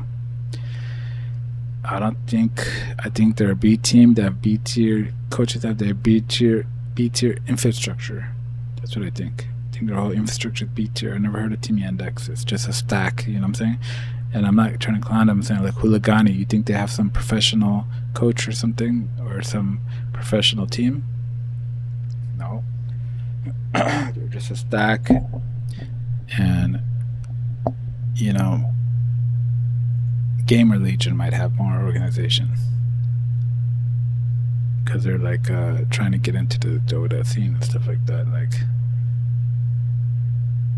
I don't know if Yandex, like Team Resilience, right? Team Resilience is like a team. They just made up the name and then they fucking made up the team. They just chose a coach or something. They don't have some deep roster. They don't have the fucking scheduler planner. They probably don't have an event planner and shit. You know what I'm saying? These guys have hair and makeup planners, event planners, Team Spirit and shit. They got everything figured out. They're like a experienced org. They have media manager and stuff like that. You know what I'm saying? You have to go for 30 minutes on Tuesday to go take pictures and shit, and then, you know, do the hair and makeup and prepare for the interview, for your post-game interviews. They got managers and shit. Team Yandex, they all flew here. They all flew to TI on their own. They were just like, meet me at TI. Okay, you know where it's at, right? Shanghai, this district. Look it up on Google Maps. We gotta meet at the hotel where it's all staying. I'll send you the link to the hotel. Meet us there. The guy's fucking, all right, I'll meet you there. That's how they're coming to this TI. And you think they're gonna win TI or go to the grand finals like that? They're a good stack, good players, but am I overvaluing their players and their fucking skill level versus the organizational help and the comfort, the ease of access, and the coaching staffs and stuff? That's all I'm trying to think about.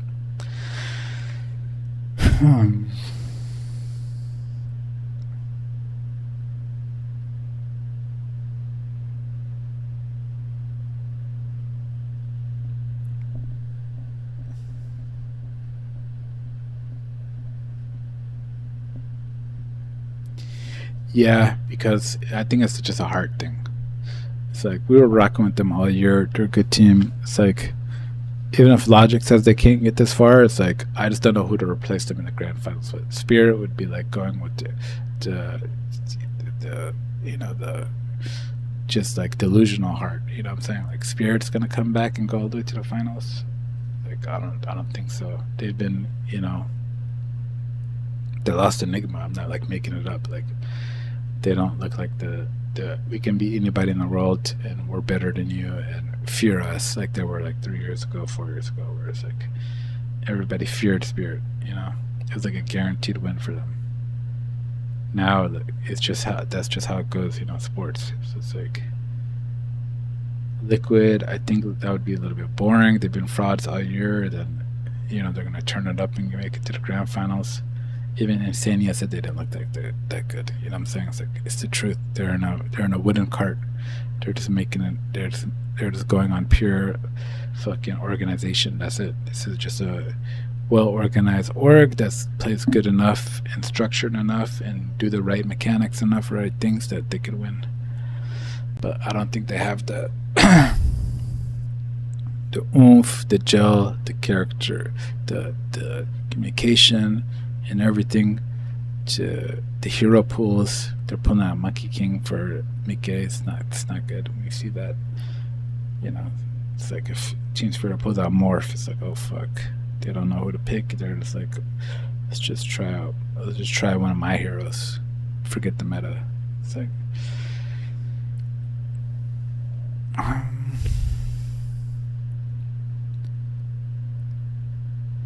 and it could win. You know, won them the first game they played it, lost the second one. I think it's like shock and awe. The first game, he took them by surprise. The second game, they remember how to play against MK. They're like, oh yeah, stun him, cut his tree down and shit. They're like, they remembered all that shit.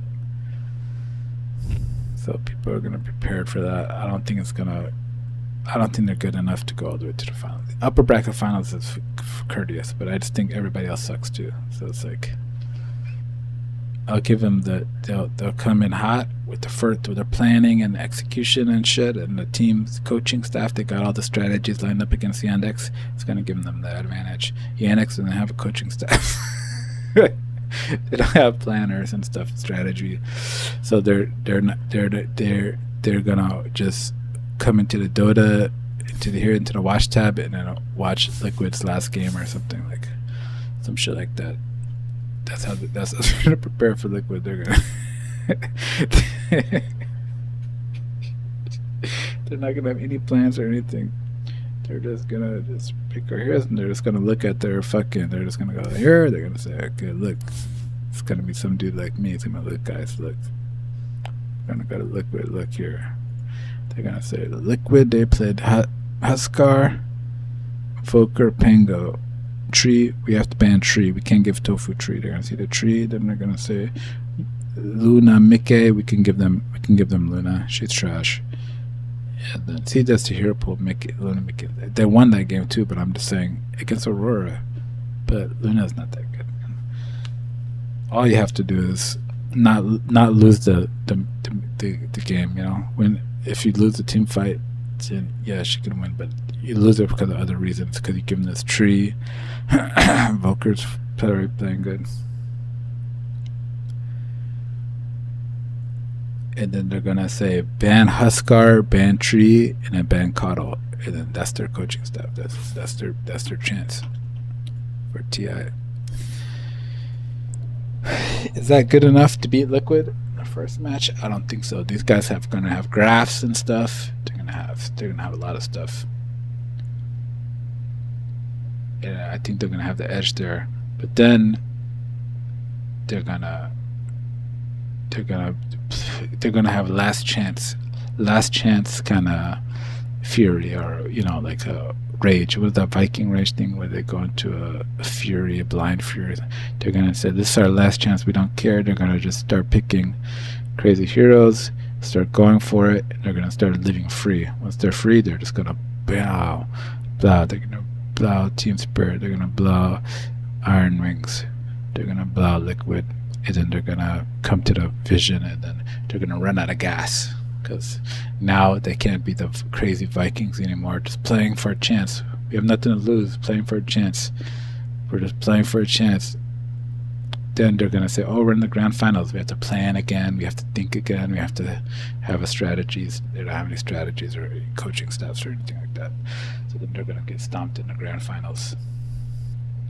But over here, they're gonna go on their crazy run just out of pure skill player, and we only live once. We're at TI, good boys. Let's just live it up and let's just play our heroes and have fun. And then they're gonna go on a crazy run right here. That's my prediction. Then they're gonna have to. This thing is like a day break or some shit, where they're gonna have to think. You know, oh, it's the same day. Well, they'll run out of gas. They'll run out of gas because these guys are gonna have a full day planning for them. And then Puppy, you know, these guys are gonna fucking come with advanced strategies. They're gonna ban their heroes. They're gonna you know, restrict the map, and they're gonna do this, and they like to fight by these trees, and they're gonna hide behind other trees. They're gonna come knowing exactly what they're gonna do and shit. They're gonna be like, how the fuck did they know all this stuff? Because they were planning it. They don't have planning at the index. They just have to go in and just try the game out. You know what I'm saying? They just have to try the team fight out. They just have to, if they like to fight at the triangle, then they have to go walk up the stairs and see if anybody's there or not, because they didn't plan for it. They just have to wing it in every in every aspect of the game. They just have to try stuff and then see if it works. That's my analysis of TI predictions.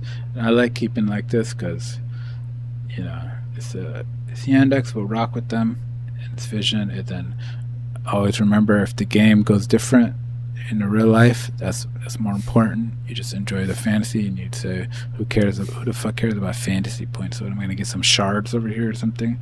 I'm gonna get 1 month of Dota Plus. It doesn't matter at all. Always try to enjoy the tournament, you know, and forget about your predictions and stuff later. It's more important to enjoy the tournament, enjoy the players, enjoy their run, their stories. You know, I'm enjoying it right now. It could be Iron Wind have their stories pure and stuff. They go win TI for the first time. All that stuff's more fun than worrying about your bracket. I think I'm gonna end the stream there. That'll just be like a talking stream, TI stream.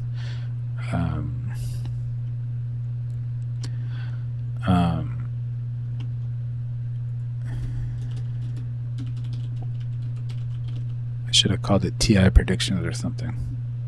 Let me see, is it already too late to do that? Can you change it in here?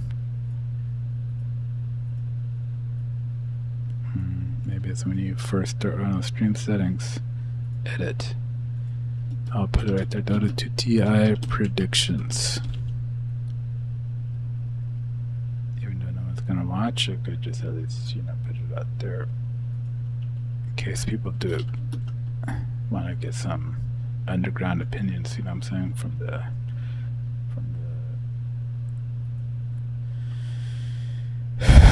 the Archons. I get some Archon on Crusaders, Crusader bracket, you know, how we interact with Dota.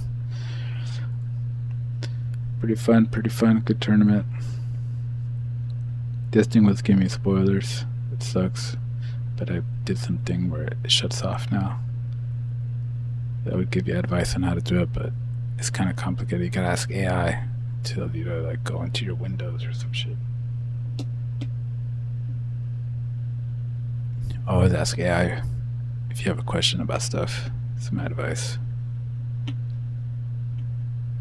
Should I ask AI what its predictions are? And then we can give you guys what it thinks. Let's ask Gemini. And then let's ask Copilot. We'll see who's the winner. Okay, so I'll say Dota 2 International is playing soon the playoffs. Misspelled everything. Or the grammar, I don't know how that sentence. But it's like computers. It's computers. It gets what you're trying to say, you know. Gets the point.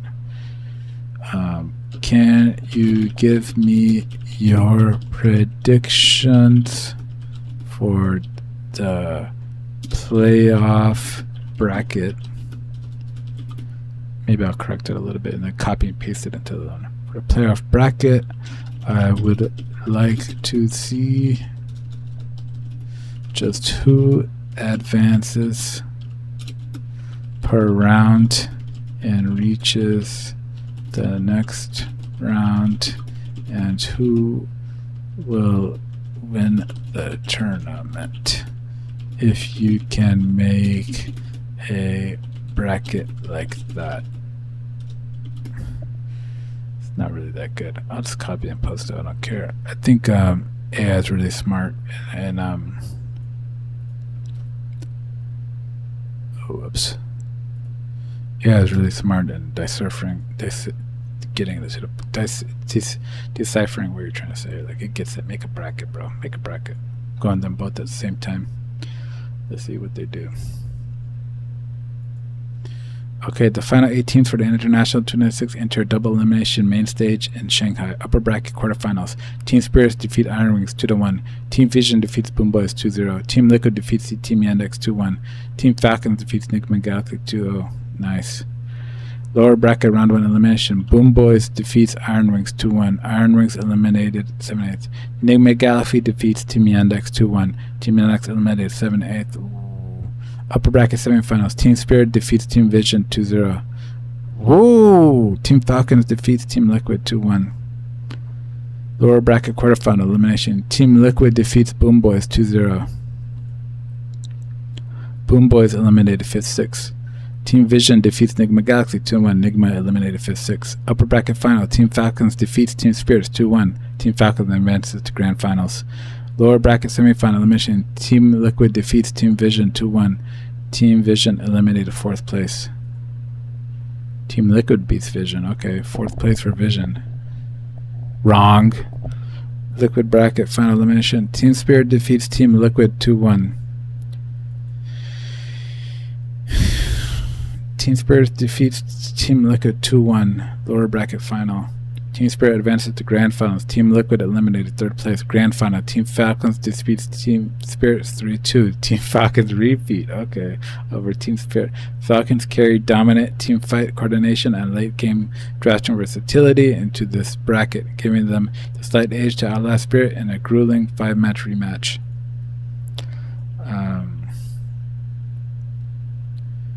I should have said based on your opinion.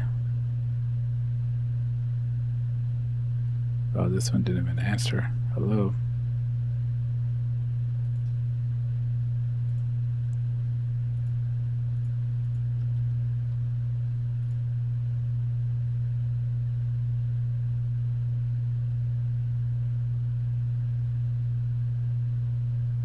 I think this one doesn't answer because it's like brackets or something. It's not getting it. It's like just just write it down. The other one wrote it down. What's wrong with this thing? I haven't used it in a while. Let me try to ask it. What is Alaska's favorite flower? Alaska's state flower is the forget-me-not Mistosis alperatus. Okay, so it works.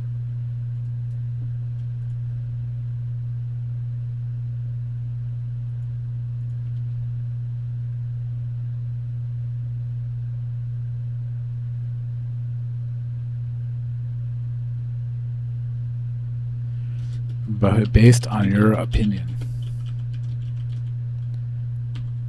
And I'll try it like that.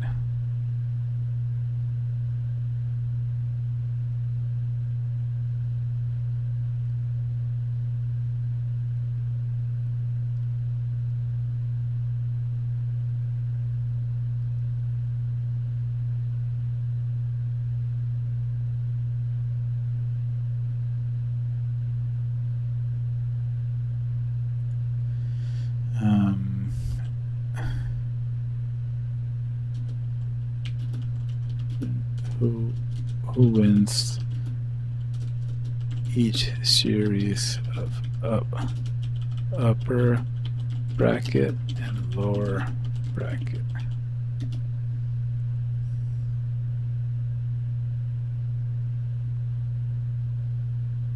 fuck? It's like started writing and then disappeared. This thing's so bad, man. Fuck.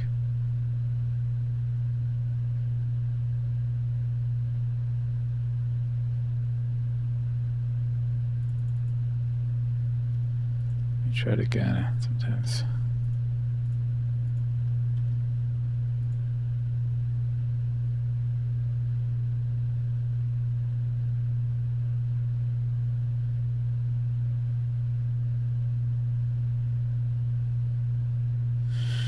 It's just not working. Maybe I gotta go to some other one. Should I try Claude or something like that? I don't know how to try Claude.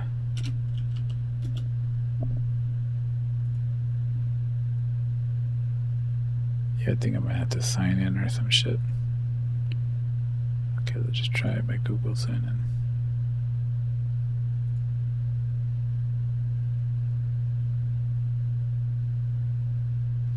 I don't want to create an account, man. Let's go to OpenAI. Chat GPT. Can I just chat GPT? Chat GPT real quick. Okay, ask anything.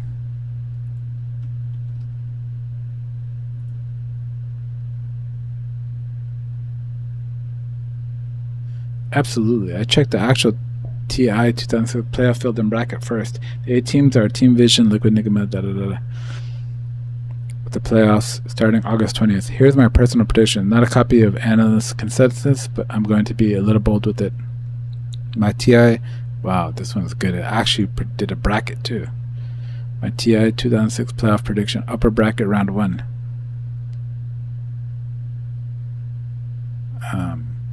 Iron Ring versus Team Spirit, Iron Ring. Team Vision versus Boom Boys, Team Vision. Liquid versus Yandex, Liquid. Nigma versus Falcons, Nigma. Okay, upper bracket 7 for Iron Wing versus Vision, Iron Wing. Whoa, Iron Wing versus Vision, Iron Wing. The other guy had Spirit, so they don't copy each other. The other guy had Spirit going through. This one went Iron Wing. Team Liquid versus Nigma, Nigma. Nigma beating Liquid too. Iron Wing versus Nigma, Iron Wing. Iron Wing to the finals. Okay. Lower bracket, Spirit versus Boom Boys, Spirit. Yandex versus Falcons, Yandex. Spirit versus Liquid, Spirit. Yandex versus Vision, Yandex. Spirit versus Nigma, Spirit. Yandex versus Iron Ring, Yandex. Spirit versus Yandex, Spirit.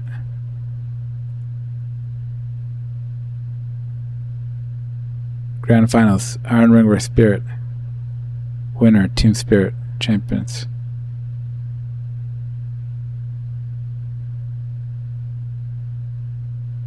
My biggest hot take is Iron Wings make it to the grand final. My biggest upset pick is the NX eliminated Vision in the lower bracket. And my actual champion pick is Team Spirit. I just don't trust them enough to predict a clean upper bracket run.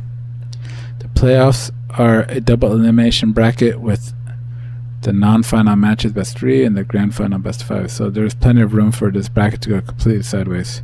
If you want, I can give you a more aggressive upset heavy bracket versus a safe favorite base bracket, and we can compare the two.